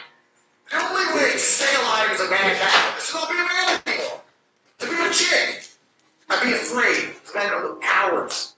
Don't kill me. No, okay. I refuse. I refuse absolutely. Just shoot me. Put me back in jail. It's fine. I don't need you to. Till the day I'm gonna drive my Ferrari around. What's just gonna happen? I don't care anymore. Put me in jail. Put me back in jail. I don't care. I worked out something that's actually very fantastic for everyone. Just worry about the jail. It's all the men out. So they're going to come for all of us. If you have any kind of opinion, I can't from some kind of issue. Go to jail, you can still smoke. Which means there's nothing the government can really do to you that prevents you from getting cigarettes. But my argument also for depression is, you're depressed, fine. Have your trend today. Well, that doesn't change what you should do with your life. Depressed at all. And I don't say this because I'm an eternally happy person. I say this because I've experienced all things. So for me in jail cell, cockroaches crawled on me as I slept. I never missed a day of training. But jail happened. The shows must have done. So we go, did you very close to your brother? And you were locked away from part of that with him. Did you find them? Yes, I do think there's something inside of men. Or is if you're with your wife or with your yes, there's something inside of us, and it allows you to make the absolute best of the situation. Maybe that's a evolution for people. You know, all the men went to war, and you saw all this pain and suffering, and you saw your heads, people decapitated, and you're injured, and then you sit around the campfire and you're laughing. You're laughing. So there's something inside of us that's like a coping mechanism. You're around. Me and him were together, we're like, madness, how are you trying to use this? Part of us just look at each other like, cigarette? And to find joy in it. Yeah, there's definitely, and that's another thing I think a lot of men are lacking, a lot of men are missing is a masculine support network. Buddies. Yeah. You know, you talk to a guy and say, what's the highlight of your life? What's the best time of your life? You say, oh, it's all football. Come on. You know? And I think a lot of that's destroyed as well. Because also it's interesting how everything interconnects. You destroy honor and principle and the masculine essence inside of men. Well, now as a man, it's very hard to have friends. I wouldn't want to have a friend that had no principles, no honors, and it didn't work hard. He was always crying about being sad. What do I have in for? I don't think many men especially understand that even if you don't have the strength to be a hero for yourself, you should have enough discipline and enough honor to want to be a hero for somebody else. And if you have other people you truly respect, you should want to be a hero for them. And I think that's the masculine imperative. If someone's going to attack your wife, that's when you become a hero for her. You have to. What kind of man are you if you're not? And you can apply that to other things. You apply that to your ancestors, you apply that to God, you apply that to your police, or for instance, a man that you could be here on your time. If I had left jail mentally broken and financially broken, so and physically broken, because all those three things could have happened. Please understand, I was in 24-hour a day lockdown. My cell was half the size of this room, and I didn't leave. I didn't get gym. I didn't come out looking all scrawny. I didn't get good nutrition. I didn't get good food. I had most people there had mental health problems. But I was out there all skinny and mentally broken. Then they living in. So there's also a degree of my competence in all things. But the people who laugh at me go to jail don't understand that there's no light without dark, and I'm an expert, I guess. You say one of my skills is I'm an expert at being hard on myself, and if life's gonna be hard on me, I'm gonna Aikido that into power. I would believe I'm a stronger version of myself post-jail. And if you put me back, the Lord still were there before. Send me to jail. Fine. Send me to jail. Right now. I'll go. I'm not gonna fight. Put me in handcuffs. Send me to jail. The day you let me out, I'll be a stronger version of the day I went in. So what do I have to feel? Because if you truly want an exceptional life, this is one of the mistakes a lot of people. They want an exceptional life, but they only want the exceptional. Like, I want a lot of money and fast cars. Cool. You don't want the exceptional stress, the exceptional car collection. You don't want the exceptional stress. You want to be me when I'm flying my Bugatti on an A380 and I'm in first class Emirates and my Bugatti's below me and I'm filming me every day confidential. You want that, but you don't want to be me when I'm in a Romanian dungeon. But there is no like, if you want the exceptional, you're going to have the exceptional bad. That is a law of the universe that can't be broken. That is not human law, that's universal law. So if you're sitting at home saying, I want an exceptional life, then you have to be prepared for both the good and the bad. But everything is hypothetical, especially in sexual marketplace. Like if you're a 52-year-old, overweight, average income, no fame, dude, and you have to find a girl, it's going to be pretty difficult. Find a good one. It's going to be very hard. So he's like, well, of course he's lonely. And his kids don't respect him, they're busy. Like, of course he's sad. Like, it's actually heartbreaking to discuss. It's heartbreaking. But then how do you prevent that happening? Well, then you need to be an animal principle and make sure that you keep your support networks, make sure that he does respect you, he's going to respect you, and she says sees all the men respect you. Yes. And they're only going to respect you if you respect yourself. But to respect yourself, you have to be the kind of person who says, no, if you're not prepared for the bad, what's going to happen on your ascent to good? As you begin to get anywhere, something will happen, some degree of stress or whatever, and it's going to derail you. And you're never going to get to the highest echelon. So I've always been ready for the bad.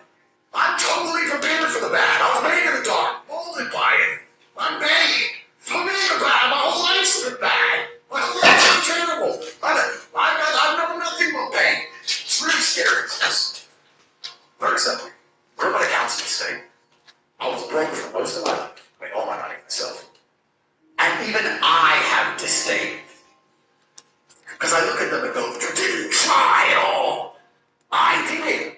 With all of the pain I went through and all the problems I had, while also fighting and becoming a kickboxing world champion, I still managed to do it. You started out higher bracket and you started from middle income at home. Your dad was you had food. I didn't have food. World champion. How did you fail so massively? And I look at them and just think of them as your name. And if I feel, imagine how you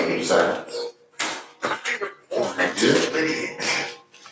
Bloodline and charges and banks forever. And you give a shit whether they live or die.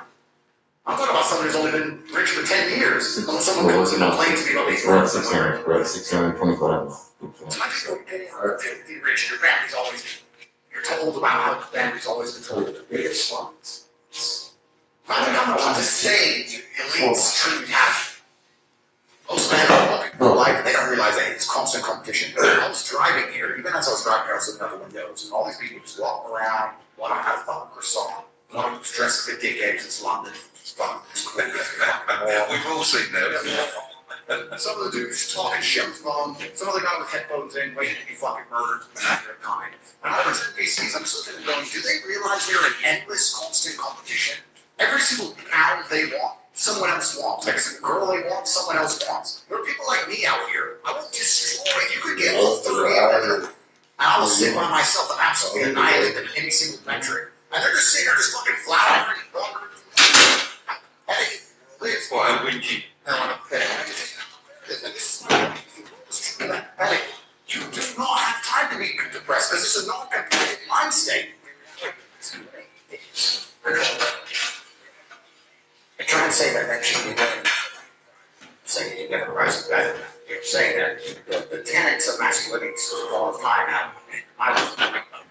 Yeah, this is the tenets of masculinity. That's what courage is. I was afraid to storm the beaches of Normandy, but I did it anyway. I was afraid to sing the mechanic, but I did it anyway. This is the whole tenets of masculinity. Now they're saying, oh, you're afraid of Zach Frank pussy. Whenever somebody gives you their opinion, listen to the opinion and then stop and look at them totally. Because you never want to adopt the thinking of somebody who you don't want to be. Because their thinking made them. So, whatever they believe in their mind is why they are the person they are. So if somebody sits and says, you should grow up, I say, my logical, this is how my brain works. He believes I should be more.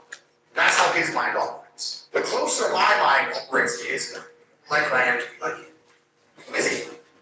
The person who said that to me said, no, sir. I refused it. It being humble, is that how you go up to where you are? Is that how you go? You keep humble. Okay, wait. Because most people talk about humble. All they really want is how they're reminded of how they have failed. They don't want me to make it clear to them that they've failed. Do you say to yourself, you know what? I'm reading all this shit on Twitter about drug shit. I make money with a dog, I don't know. You know what? This weekend, I'm going to start a company. And you actually say it. And then you're like, okay, well, say it now. Saturday. Even if you don't want it, even if you're not, whatever. But because you found the motivation to previously say it, and you're not the kind of guy who lies to yourself. You're not the guy.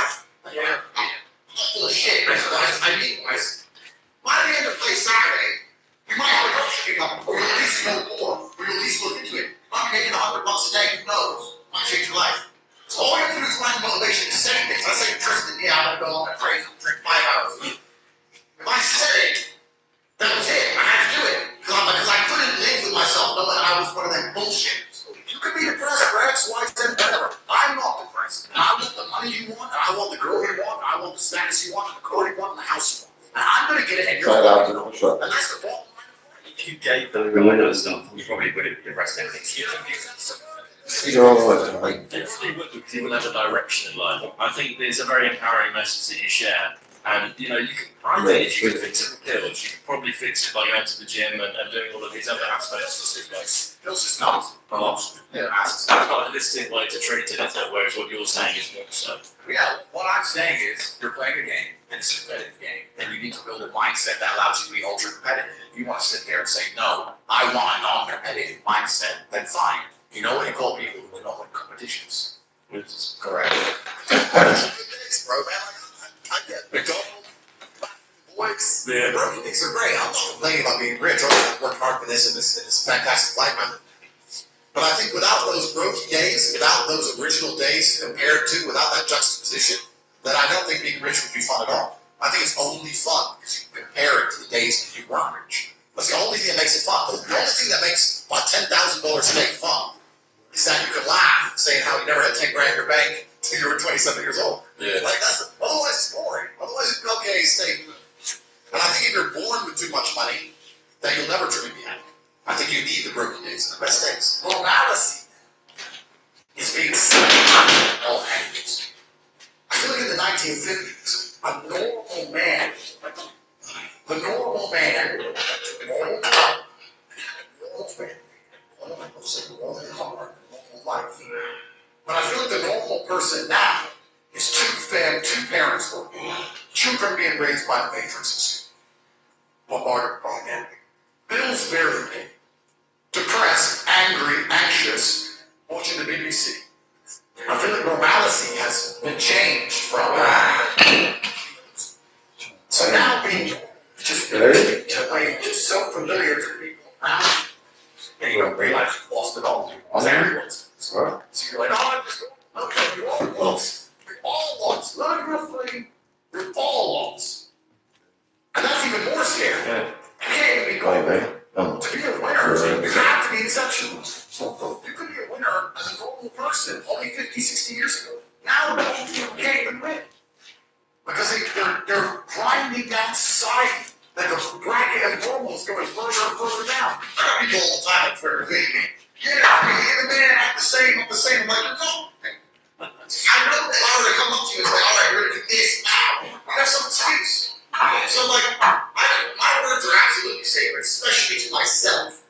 And that's why I'm very careful with what I say, because, like I said, if I threaten someone, even if I don't want to do it, I have to do it. Because I don't lie to myself. I won't betray myself. And that allows you to start thinking a lot more carefully about what you say. I mean, a lot more carefully about what you say, you get a lot more direction and clarification, direction your life is going. And it's just fulfilling your own words, man. Instead of chanting over and over and over. I was nervous to lose. I was nervous to get knocked out. I was nervous I was lose the liar. I told everyone I was going to win. That's how I was. I was like, no. I'm going to have this. When I picked up my Lambo, I kept thinking about these comments, and I told her, here, Lambo's my car. I'm going to push a Lambo. Man, I guarantee you I'm going to find a way to push a Lambo. I don't know. And elevate your mindset.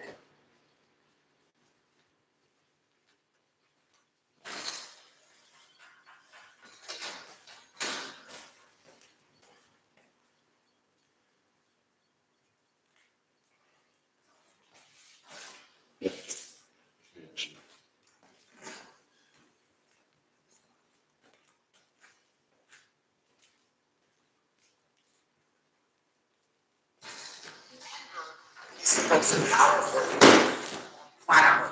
Someone can kill a member of your family. Get sad, get angry. Angry, get something done. Sad, just sitting around hoping others feel sorry for you. Sad belongs in the therapy room. But anger belongs out there in the world. Directed anger, focused anger. I'm going to be misunderstood because I always am.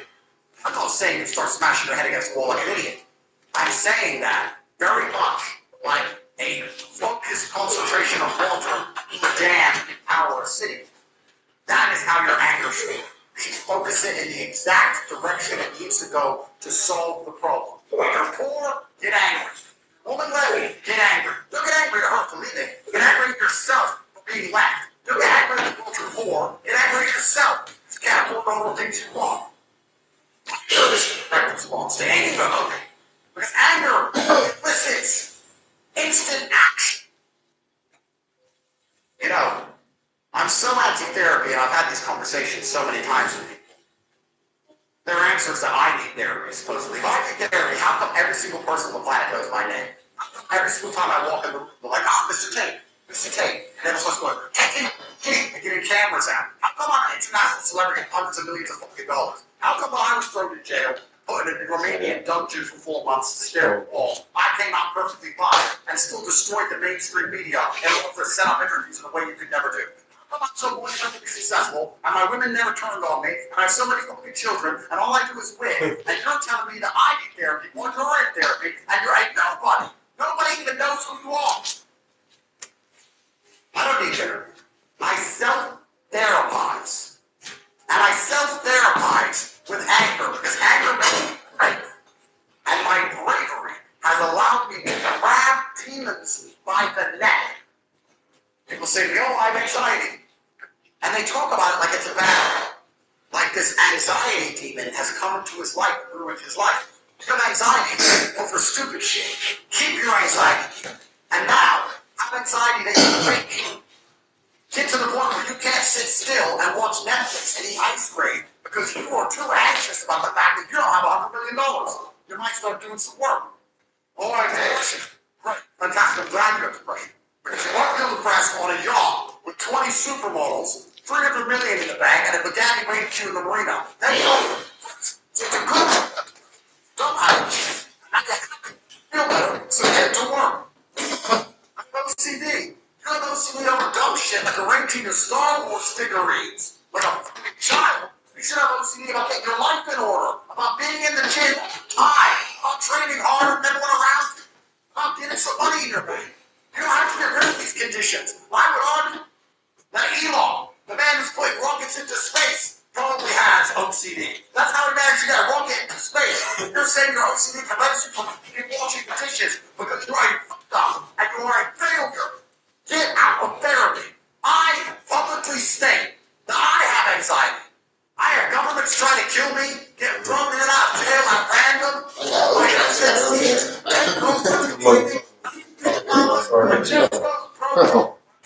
Shut this. Shut this out. 6:15 a.m. instantly enraged, getting to work, so I win. I grabbed the demon of anxiety by his skin neck and added it to my legion. He works for me. Your sword, you have nothing to frighten the demons with. Demons sing around the building with a little girl. When anxiety turns up, before it, with a little weak one, dull sword. I pull my blade and say, you now work for me. Force. I have depression. I have OCD. I have all of it. These demons work for me. I am the leader. They are my army. That is how I conquer the world. You're at home complaining. I have OCD, I have anxiety, I have depression. You need to get these demons in check. They are the weapons against mediocrity. Therapists can never tell you that. A therapist said, oh, we have to get rid of your anxiety. Get rid of your anxiety. Just bend over, spread your butt cheeks. Get rid of your anxiety.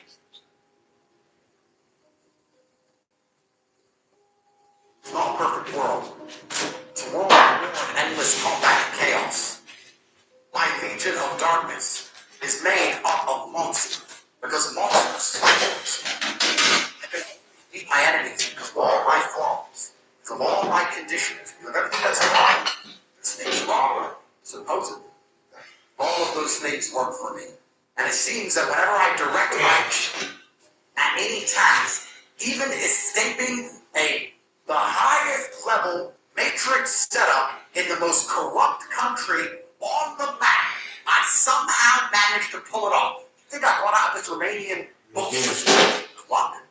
I think I got out of it with law. I think I just sat around and the law helped me, or I was lucky. I woke up 4 or 5 times a night. I could not sleep. When you wake up and you cannot sleep, you know what you do? You lay in bed and cry like a baby. You lay in bed. I can't sleep. Okay. The second I couldn't sleep, I was up, training, reading the Romanian law, learning a new language, finding Aikido, the European Court of Human Rights, endless Aikido, new legal teams, new money, new ways to combat their narratives, fighting the BBC, preparing for endless sex, endless stress, anxiety, OCD, depression, everything. That's how I want. You could blink and cure your brain. You could say, I'm going to work really hard. You know what? I'm not going to be stressed. I'm not going to be bored. I'm going to love it. I'm going to love this work. I'm going to sit down for 12 hours and have the best time of my life, working as hard as possible. Because I have decided I'm going to blink and cure my mind, and I'm going to enjoy the next 12 hours of focused work. And guess what? Work better, never before. I was afraid, and I used that fear to train as hard as possible. And you can apply that to life as a whole. You need to use the fear of being mediocre and use it to make you try as hard as possible. The reason with most mediocre people is they don't have a fear of being mediocre. They've listened to the Matrix program. They've been convinced that being mediocre is absolutely fine. It's fine to not be that successful. You know what? All our grades are the same size. Doesn't matter what you achieve in your life. Do-de-do, don't-de-do. It's just a slave line. I refuse to accept it. I do not accept that. I accept I'm an exceptional individual and I deserve an exceptional experience of you. Consciousness, and that's what I'm going to fucking have. If I have to do it myself, that's fine. No one else is going to do it for me. So, yeah, there has to be a healthy fear. If you're genuinely scared and genuinely uncomfortable in a certain situation, if you fall asleep on your arm and it gets uncomfortable, you'll wake your ass up. And if you're comfortable, you're not going to. So when I see somebody who's sitting in a rough, and they've been in a rough for a long time, I'm always, maybe, a couple times a week, they'll face off the rough. They don't bill, they can't pay. Whatever, they'll message you going, I really need to get out, don't shake my life, bro. But the second things aren't that bad, they like to play video games. So you're only uncomfortable 2 days a week. For 5 days a week, you're probably being a loser. And that's why you're still a loser. When I had no money, kids, I couldn't sleep. I couldn't sleep a single night. I couldn't sleep. Where's my money? People have Lamborghinis, I ain't got one. I couldn't tolerate the pain in my mind. People don't have that drive. You're not afraid of being a dumbass, you're going to stay a dumbass. That's it. Be clear. This is important, especially if you're at home and you're not yet as successful as you want to be. You don't have your life in exactly the way you want it. You still feel trapped, whether it's financially or some other way. after the disappointment, swear this, take a minute and look around and say, "Has observed this." Then, it's very important. Must begin back instantly. Listen, feeling depressed is real. The idea that depression is going to strike you in your mind and there's nothing you can do about it, I think that is promoting helplessness amongst depressed people, and that's the reason they do it. So I don't think that making people helpless in an unfortunate situation is a great thing to do. You have to give people hope. And I explain that when you believe in something, you get empowered. So I tried to say that when I felt at my lowest and I achieved the most I've ever achieved in my life, the reason I was capable of doing that is because I didn't believe in the paradigm of being a depressed person. I just believe that this is how I feel, and I'm going to do whatever it takes to get my life better. And I gave a very simple example, an analogy. I said, if you take two people, one believes in ghosts and one doesn't, you put them both in haunted houses, and in the middle of the night there's a bang. The person who believes in ghosts is now terrified. So ghosts, they're called exorcists, they're panicking in the room, they're hiding.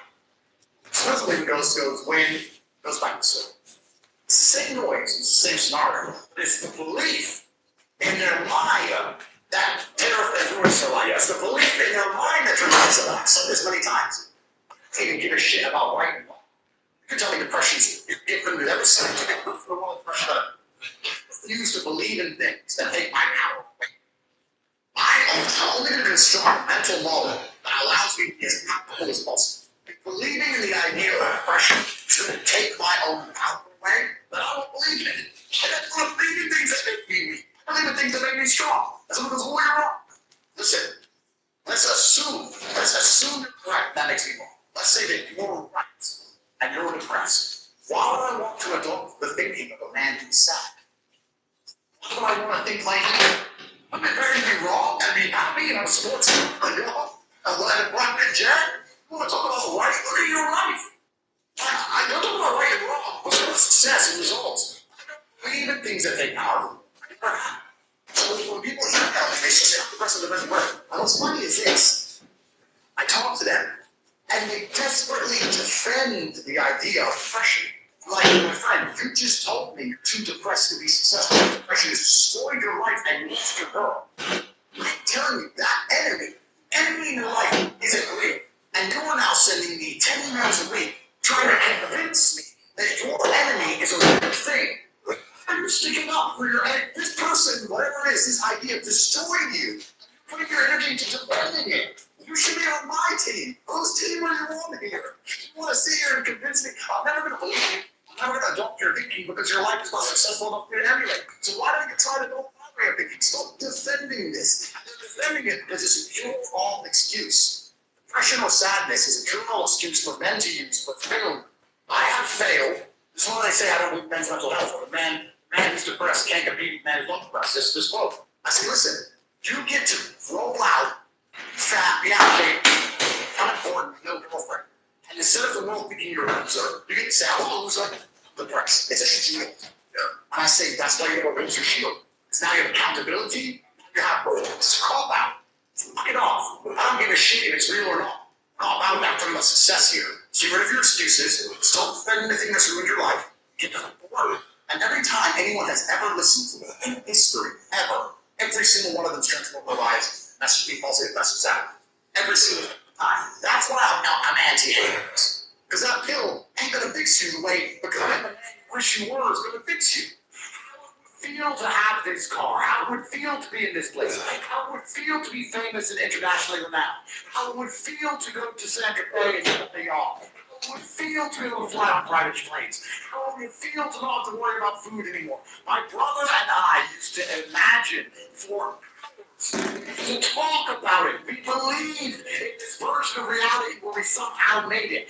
Not only do you lack imagination. That's why it's really important you need to start believing you are the man, even if you're not there. Before I was world champion, I knew I was going to be world champion. You have to believe these things. We had imagination, and we had hunger and fire. You know, I have those things. That's why you're... It used to be for men like a rite of passage in most societies. You had to go through something from man, from boy to man. But that thing was always difficult. It's always been difficult. Now you have to self-induce it, self-inflict it. But being a boy, you never bring on that self-inflicted rite of passage. How do you never become a man? Because thing people don't understand about me. That's just trying to sit there and say things that piss people off, because that's how you trigger people to make action. I often read emails or done emails to, especially to men when I want to help men, to piss them off. Right. You're a loser. You're a loser. Like me, because you're looking for the gym and I said, you're a fucking loser. Because you're not going to go to the gym unless you have children. Why is it all the You need to get off that chair. It's all in rap. Significant. And then those people that just take them shoes. You failed. That has to be done. You're not Yeah, I'm not like 130 fast. Great listener. Get around successful people. Oh, very long. Listen to what they say. Listen to how they say it. There's something to be said for style as well as content. Never has listening to successful people been easier or less costly than it is today. And you can listen to their ideas while you do something else. While driving your car, exercising, getting dressed in the morning, anytime. Listen over and over again how their ideas become your idea. Inspiration, your inspiration. They'll lift your spirit. They'll keep your mind on what's important on your goal and how you can achieve it. Ideas well written, well spoken, well received, well learned, and well invented. Oh, really? Driving life force. Well, and happiness. Breathe and work hard. Be sincere all your life, and wind up broken and unhappy. You've got to be better than a good worker. You've got to be a good listener. That's what successful people do. Here's why. Success leaves blues. Spend the money, time, and effort. They're all investments, time, effort, and money. But the payoff is so great, it's hard to compare the cost to the reward. Set up an educational fund. Remember, the best money spent is the money spent to cultivate the genius of your own mind and spirit.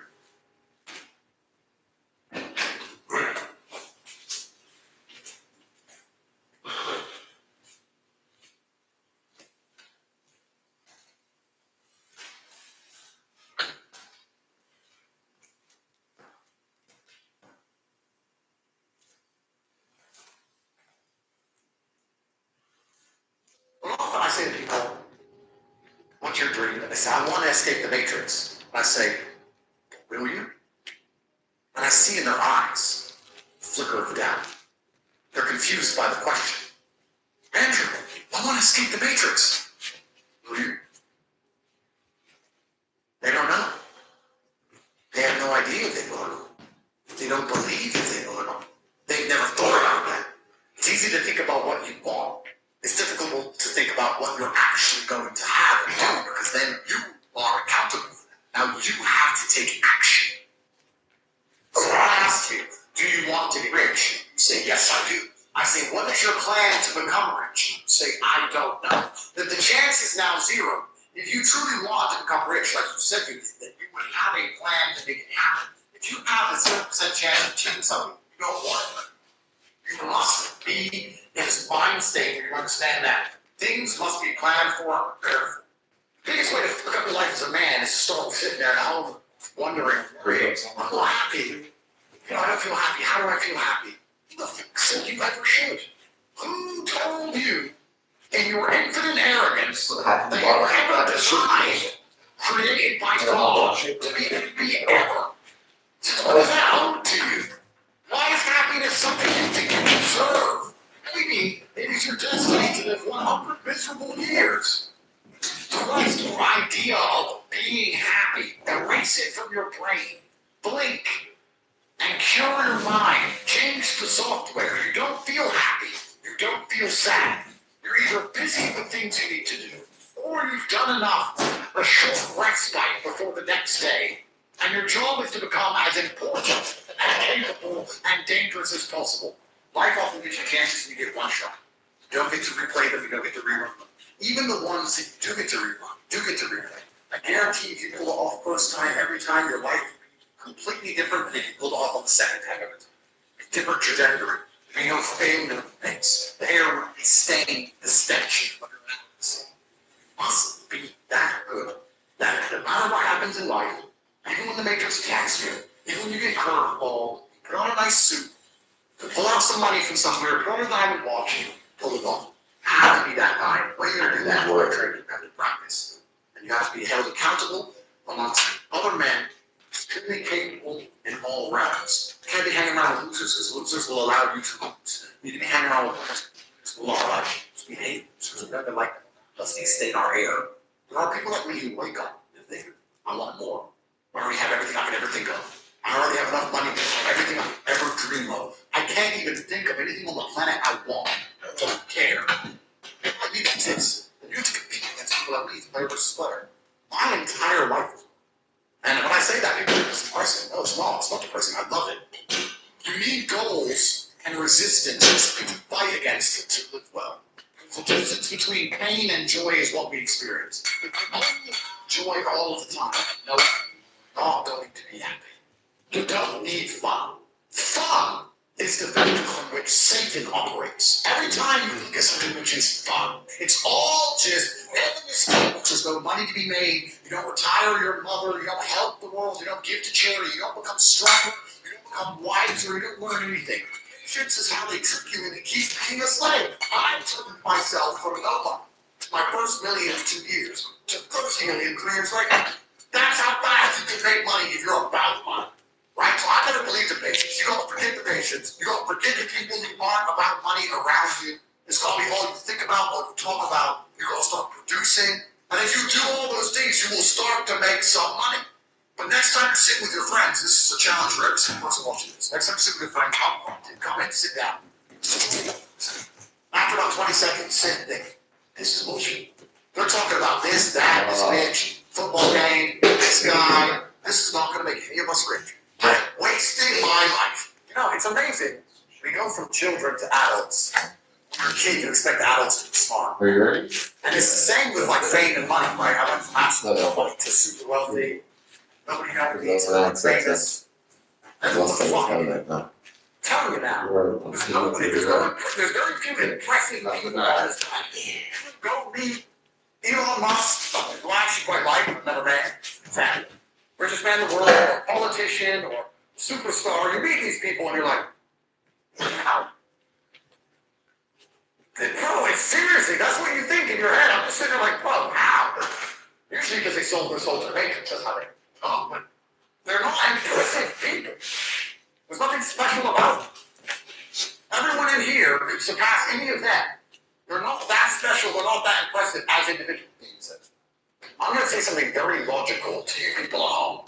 And if you're stupid, you're not going to understand it. But if you're smart, it's not that difficult a concept. There is no life without dark. 5,000 years ago, the Chinese drew yin and yang for a reason. They are linked. They go together. There is no such thing as a successful person without a failure. Without the failures, there's no success. You need both. And winners. There has to be losers. If God is going to give you the chance to become a successful person, He has to make it different. He has to lay out a goal. Because within that goal, some people will quit. They can go become losers, which allow the people who do not quit to be winners. Because you wake up and go, you know what? I'm responsible for my health, and I'm responsible for my finances, and I'm responsible for my family, and I'm responsible for the decisions I make, and I'm responsible for my work ethic, and I'm responsible for my motivation, and I'm going to win. That's all you have to do to be fundamentally wealthy. And the reason it is so easy is because most people can't do that. If everyone could do that, then to win. The primary objective of financial freedom isn't Lambos and yachts and these things. It's to not have constant anxiety, stress, worry, and complaints about health. Your mower needs you, or your car breaking down. It's just knowing that all of life's little problems can be fixed because you have money, you can pay someone else to fix it. So the reason it's so expensive is because all those people want it. Beautiful woman, everyone wants her. Everything about life as a man is working is conflict because you are competing against other men who wanted the same. It's war. This idea that you can go through life as a man and avoid is probably the biggest mistake that most men make. Business is war. Running an online company, it's war. Life as a man is war. You need to wake up and do it exactly as what it is. Everything I desire, other men are trying to get. This is a war, and I must outcompete them. Even in jail, was a war who could stay most calm, a war who could suffer the least. I was surrounded by people who lost their minds and I refused. It was a battle. While others complained they do not feel happy enough, I'm happy I was struggling. Do you understand? I care. To be struggling. That's the beauty of life as a man, to be great. If you concern yourself only with being happy, once again acting like a female or a child, happiness is fleeting. I want to be happy. Who cares? I want to be great. And let me ask you a question as a man, I'll genuinely truthful. Would you rather be a loser who's always smiling? Or would you rather be a stressed winner? Because I'll tell you something about winners. Most of them are stressed. So you have to sit here and ask yourself, do you want to be a happy loser that's insignificant? Nobody knows you exist. Women don't respect you. Nobody cares if you live or die, but you get to smile all the time. Or do you want to be one of the most important people on the planet with a little bit of stress? You stop caring about being happy, and you start caring instead about being great. Guess what you end up being? Along with great. You end up happy if you forget about happiness and try to be great. You will never be successful if you're concerned about being happy, so forget about it.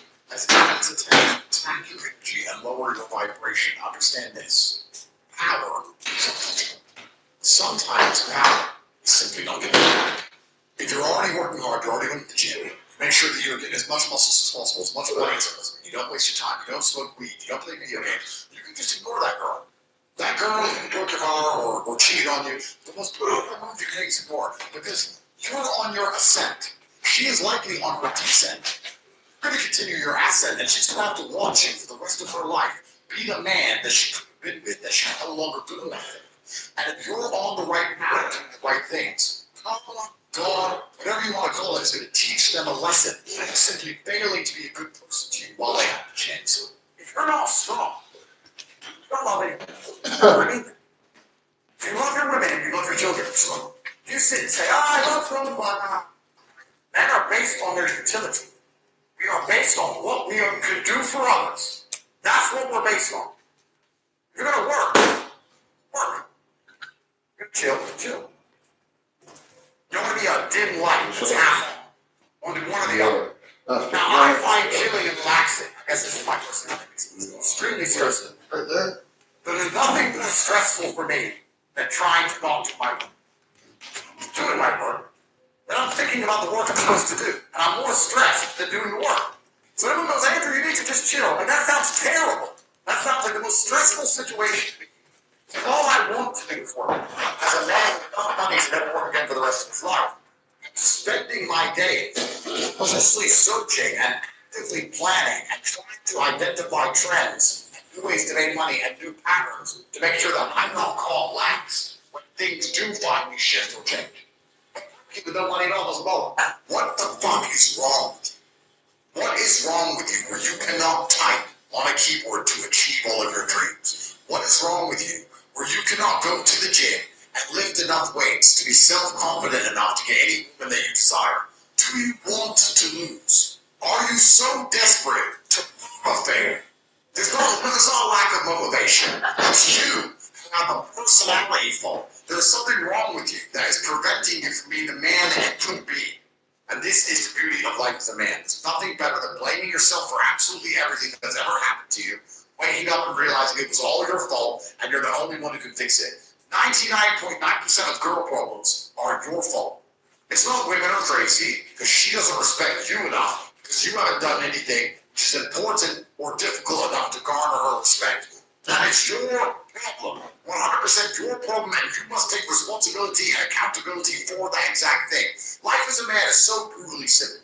You wake up, you blame yourself for everything, you look in the mirror, and you say, all of this shit is my fault. So how do I get it fixed? Nobody gives a shit about you.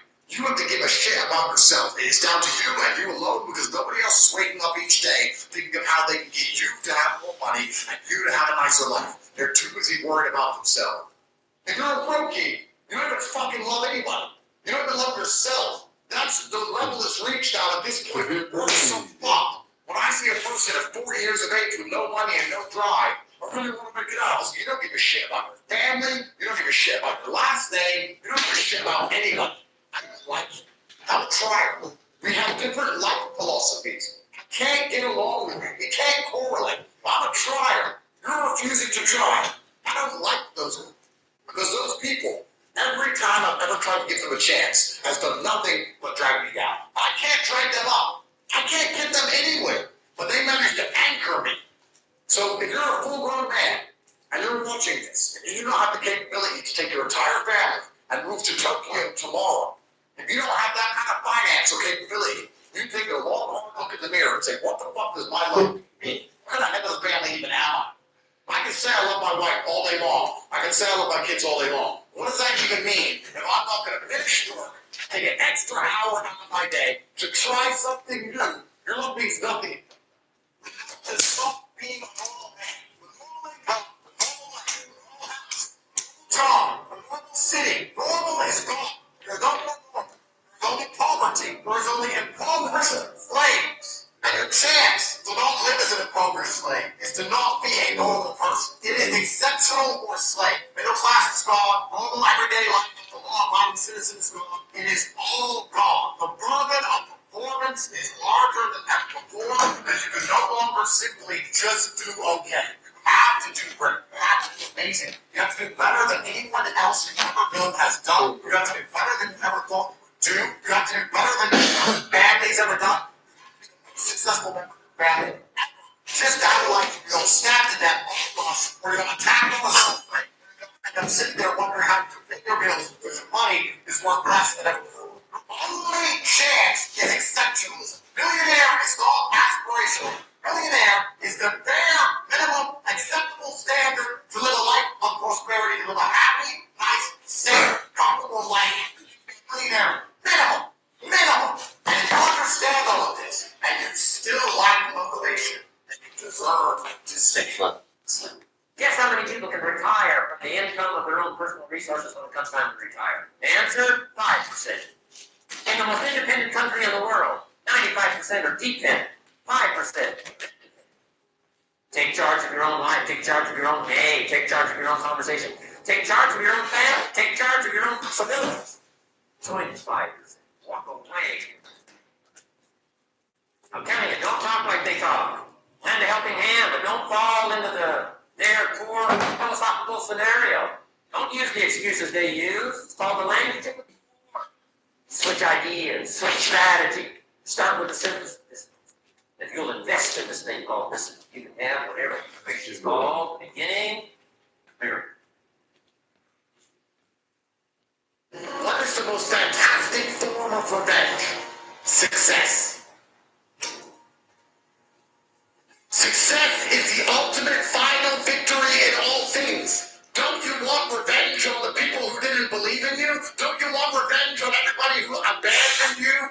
People who thought you were worth nothing and worthless? Don't you want them to finally feel the sting of regret? Don't you want them to come across your Instagram profile after a few short years, see the life you're living and the man you've become, and to hate themselves? This is begging. Nothing makes me happier than girls I haven't seen in years popping up again, begging for another show. There's nothing more beautiful than that messaging. It's been a while. It certainly has. Win. Success is the only path to revenge. And you go through life without taking revenge on those who wronged you. You're a perpetual perma-victim. What's so great about success, gentlemen, and I want you to keep this in mind. Success is the cure-all revenge to everything. You know that ex who really upset you, who broke your heart, she gets a man now and she seems happy? She wouldn't be happy if you got a lot richer. If you got a bunch richer after you broke up, and in better shape and famous. If she saw you and goes, wow, he didn't have a six-pack and arms like that when I was with it. He didn't drive a car like that when I was with it. Look at him now. Oh, I really wish I didn't leave him to go with this other guy. I wish I stayed with him. Before you know it, she'd hate her current husband and want you back. Success is the best revenge. It's the best revenge on your boss who used to boss you around. It's the best revenge on all those women who don't reply to you anymore. It's the revenge on everyone. It's the cure-all, the silver bullet. The only thing you have to focus on is winning. If you win, you win everything. You don't have to play all these little games. You don't have to try and get your ex back or upset or be petty or send her stupid messages. You need to get rich. Then all of the work is done. I automatically win in every single round because of how successful I am. If I break up with a woman, I win. I win. Let me give you all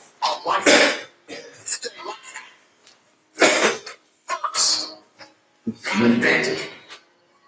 The entire game of life is based on just finding a way to go. You go first, you win. You don't have to overcomplicate it. You don't have to overthink it.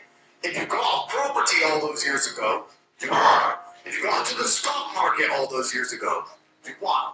And you're the first person to go up to a girl in a bar, you stand a better chance. Because if you're the 10th guy, she's a bit tired, a bit annoyed, doesn't want to keep getting pestered when she's trying to talk to her friends, and 9 men have already tried. Says she hasn't already given her number out 3 times. She doesn't need to give it up a 4th time. You gotta go first. You get in a street fight. If you hit him first, your chance of winning is monumentally higher than if he hits you first. You gotta swing first. He's in your face. The fight is inevitable. Swing first. You get to wall him. You get 1 free shot. If you let him hit you first, you either have to absorb his shot, block his shot, dodge his shot, before you get a chance to even counter. The fight might be over from the first shot. Going first is a monumental advantage in nearly all things. So when you're sitting at home thinking, how do I win? Then it doesn't matter what it is. Doesn't matter if you're trying to outrun somebody in a 100-meter sprint. Doesn't matter if you're trying to make money. Doesn't matter if you're trying to become famous. You've got to be the first one to do it.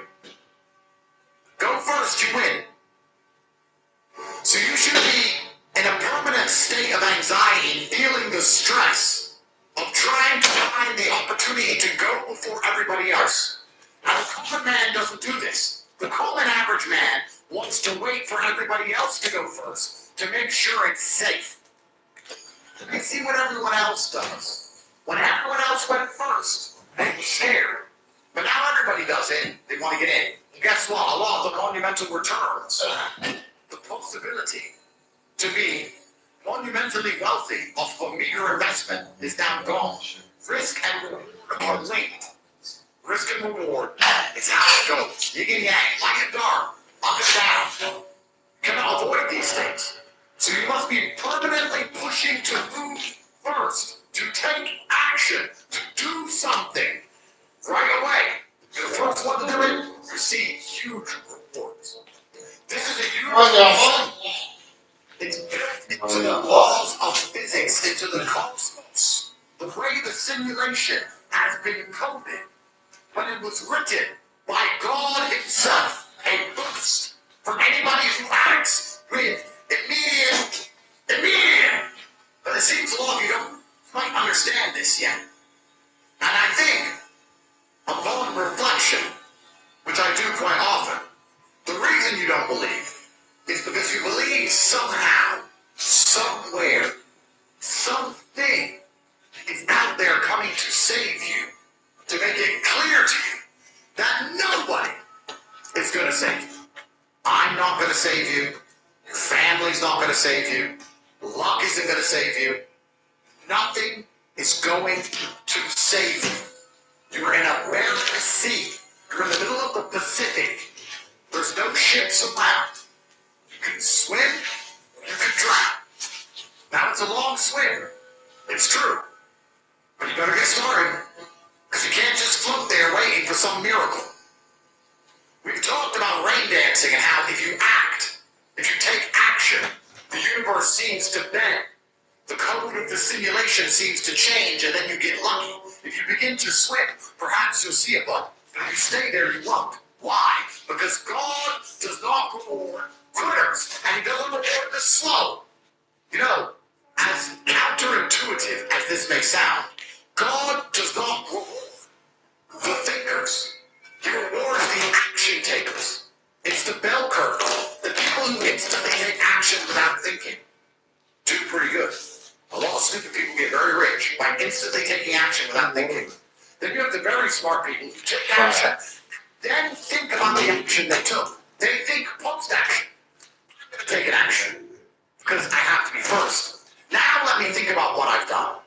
I've done something. So now let me think about how to make the most of the action I have taken. The people in the middle who are thinking about action only lose because they are never first. Thinking is slow. And And they do that because they believe something is coming to save them. Are you rich? No. Do you still struggle with your bills? Yes. What has changed? Nothing. So why weren't you taking action back in November or December of last year? It's because you believe it's going to save you. Nobody's going to listen. I said winning time is going to be fantastic for the winners. It's going to be terrible for the losers. It is now a meritocracy. No more icy mode. No more games. No more celebrating the winners winning never before. I like that because I'm a winner. You have to make a decision if you're a winner or a loser. If you're a loser, you're going to hate the next 4 years. Then you have no money, and then it's too hard to go to work. And you're tired. Guess what? You're going to lose. You're going to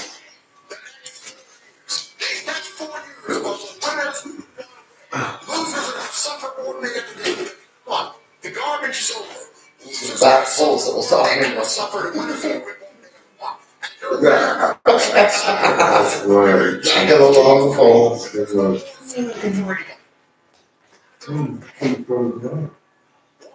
Action have you taken to ensure that your life is fixed?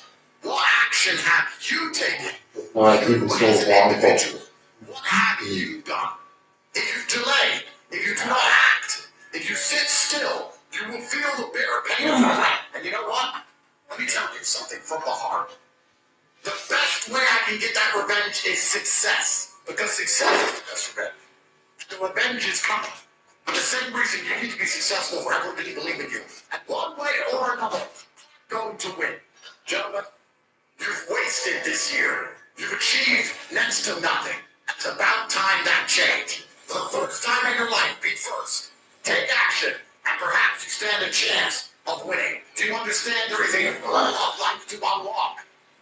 Do you understand that everybody who has ever wronged you is currently laughing at you?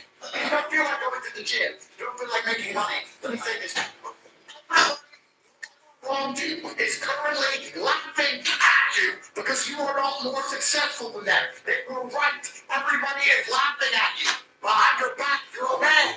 Have some dignity. Have some honor. Stand up. Everyone is making fun of you.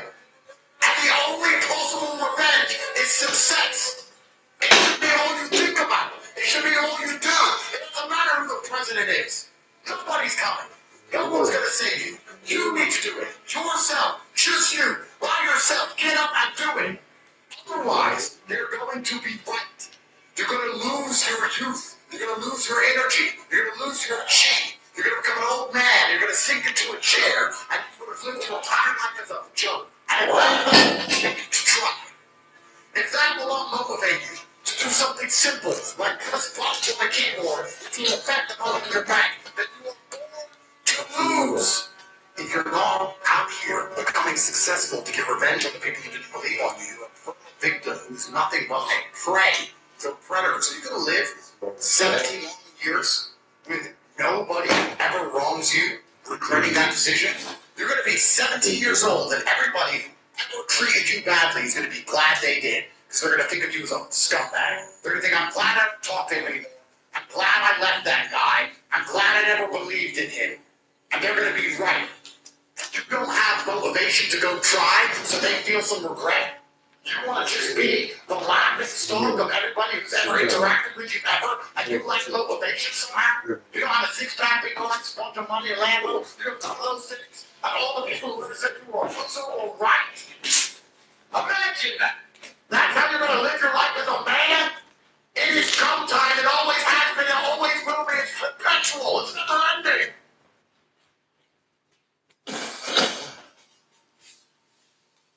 Absolutely everything that happens in your life, whether it's good or bad, is good. Not enough people take responsibility for their lives. So if you're watching this, I want you to ask yourself, take responsibility for your life. Going to get pen and paper, write down everything good in your life, what you think is grateful for and thankful for, and everything bad that's happened. Talking about getting on, somebody in job that's like you, emotion that perhaps your girlfriend doesn't listen to you, your time relationship. Everything in your life is fun. Please understand as a man, the key to Being successful is building a formidable mindset that makes you ultra and hyper competitive in a very competitive environment. Now, competence and the ability to respect the world as it really is, presentations to the first is certainly a key element in terms of becoming a game opponent and understanding the world being competitive. However, there are certain scenarios or certain times where you don't have to be concerned with being pregnant. You must be concerned only with being as competitive as possible. This is the idea I try and teach people. It's like, hey, depression is real. And they try to convince me it's real. I don't care what science you want to convince me it's real. Because I believe in depression. I don't more likely to become depressed if I don't believe in it. It cannot affect me. If I don't become depressed if I don't believe in depression. So by extension, my body is more competitive. I'm more fear-prone. I'm dangerous if I don't. That's why I've created my mindset to be as conscious as understanding. Competitiveness as a whole is the baseline for masculine experience. Every dollar you want is wanted by another man. Every female you want is wanted by other men. Or competing against other men your entire life. Well, in the measure of size up and down, or it's reason misunderstanding of the real time and last day after day, the highest and most professional successful. Build a competitive mind now. To do that, you must self-analyze. Everything in your life is your fault. By accepting everything in your life is your fault, it makes you more competitive. You believe that things just happen to you, that bad luck just comes, you can't affect it. Because competitive is like me, believes that everything is my fault. Even if it rains, I am responsible for the rain. Do you understand? You may think I'm crazy, but I'm not, because I could have looked at the weather for me and asked if I'm not. There's always something I could have done. I could have grown. I could have planned to go driving another day. It's not raining. Everything is my fault all the time. I have absolutely not responsibility and accountability, which allows me to become as effective as possible when I'm facing my problems. The enemy, the problems here, my Aikido is maxed out at 1,000 because I am self-analyzing permanently. Everything I do is self-analysis.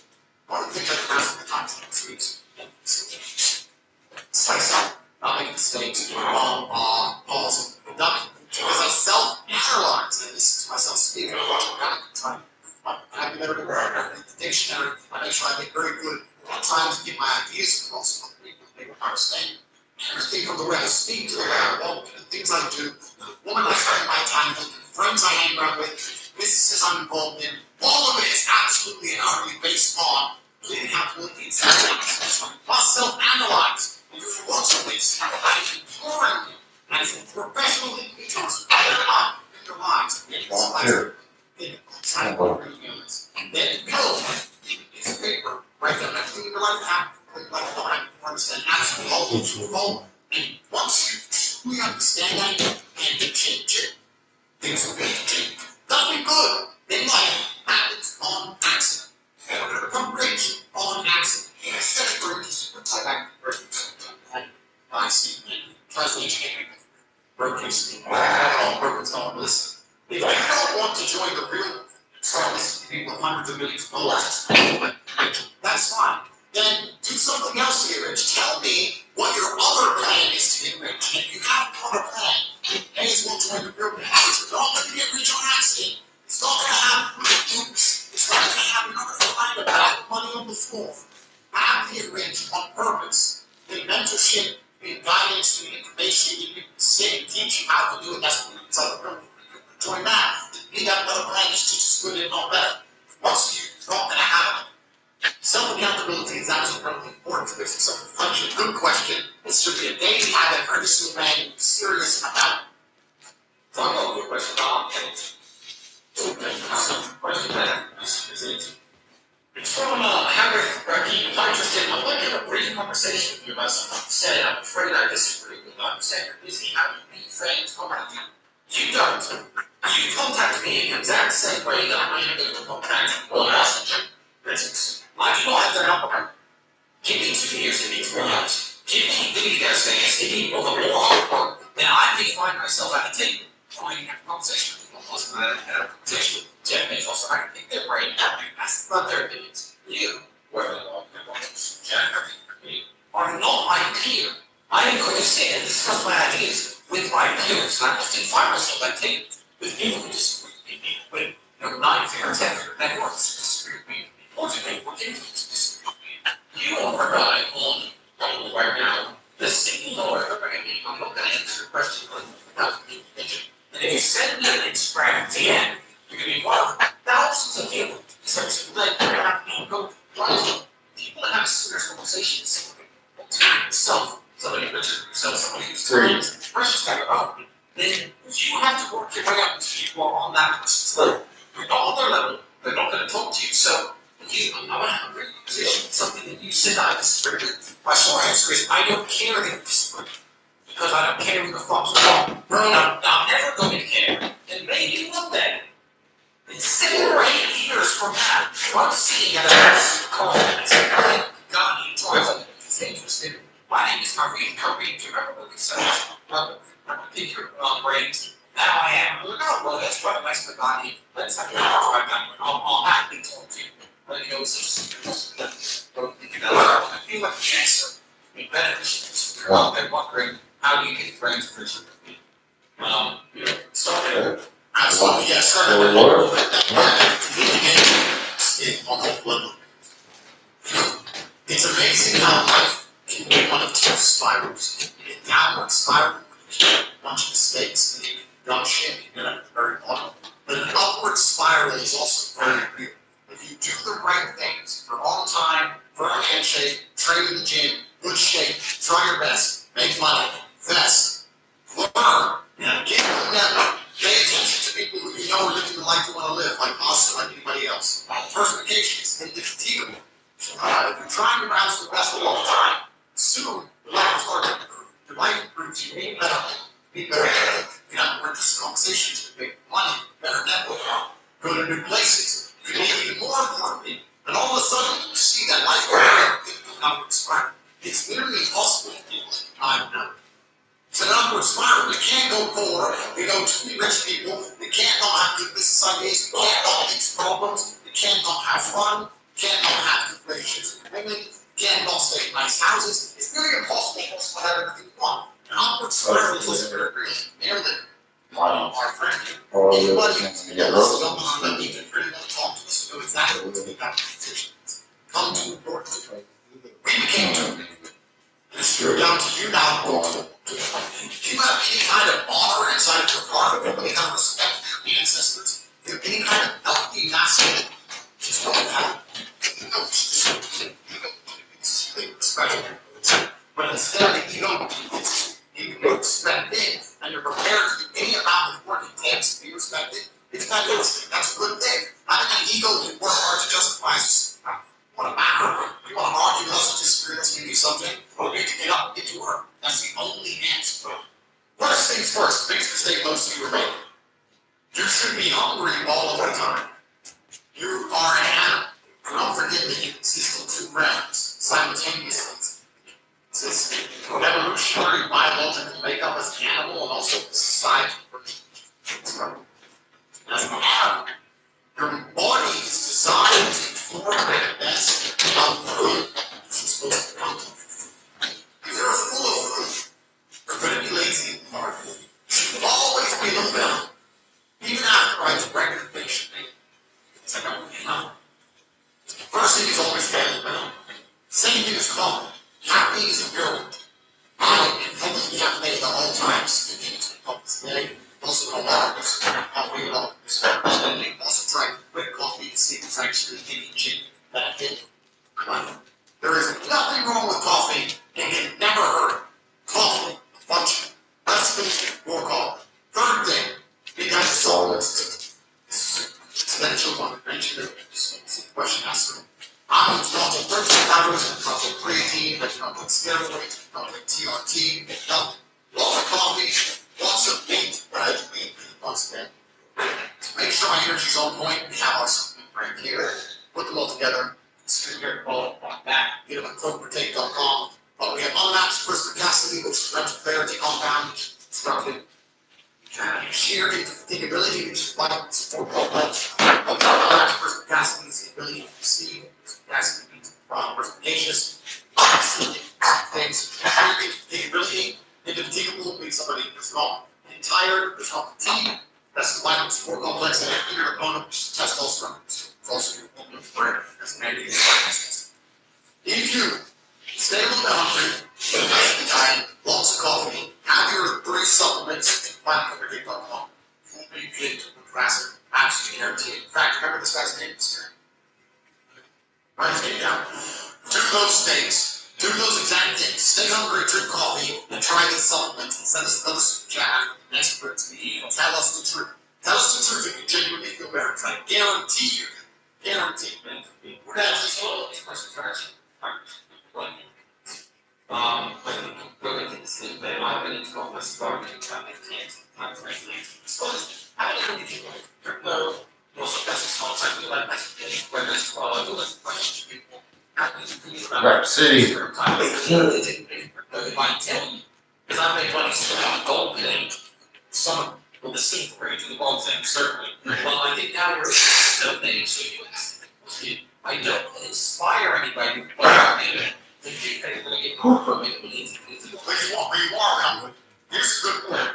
When crypto's going up, and crypto's reaching all-time highs, everyone's panicking, trying to get hold of money. Too late. You need to buy the crypto now. Now that the prices have tanked, so that when the next bull run comes, that's all cool. These people are trying to make money. Money is going to come. Now it's really all the crypto was spiking, I was talking about it, it's good money. It's too late. We need to panic now, make money now, start with the banks now, stick to the basics, theory, big one. Coins are coming and going. You should be panicked now by as much Bitcoin as possible so in 3 years, guaranteed retirement right now. If you're panicking more to make money to buy crypto is reaching all-time highs than you are now when it's on sale. Think about how stupid that is. It's the same coins, the same infrastructure, the same technology. You need to buy it now. So panic is more than everything. Don't worry about crypto all-time highs. You can make a bunch of money now urgently, quickly, so stacking the backs. All-time highs coming in. You can sell out 25. People who are not panicking to make money now to buy crypto that it's tank. Don't understand. So people panicking to buy it. It's already at the top. That's when they really want to get more Bitcoin. Now it's down. They don't want to get in. That is a big mistake. All the students who are making money at the most important time because the entire world is on sale. You need to make money now in the hard times. This is how you build your chances to get number one students in Bitcoin. But reason to like spread money around, coming inflation's here, the whole money, the whole economy's getting tighter. Say that property's going to tank, stocks are going to tank. Discuss all of this in your work to exactly how it can benefit you, to exactly how you can base rate things about. Now is as much money as possible. Make money now, try to put it in this way. Any one of you tired, everyone, into the job. Also, stay in the work, soon by sight, also stay victims trying to shoot. When times get tough, meritocracy is good. Let me give you an example. Let's imagine we're running a company. This company has a whole bunch of easy sales. Let's say we're selling cars, and everybody wants them. So a bunch of people are walking into the car dealership. We have 5 sales.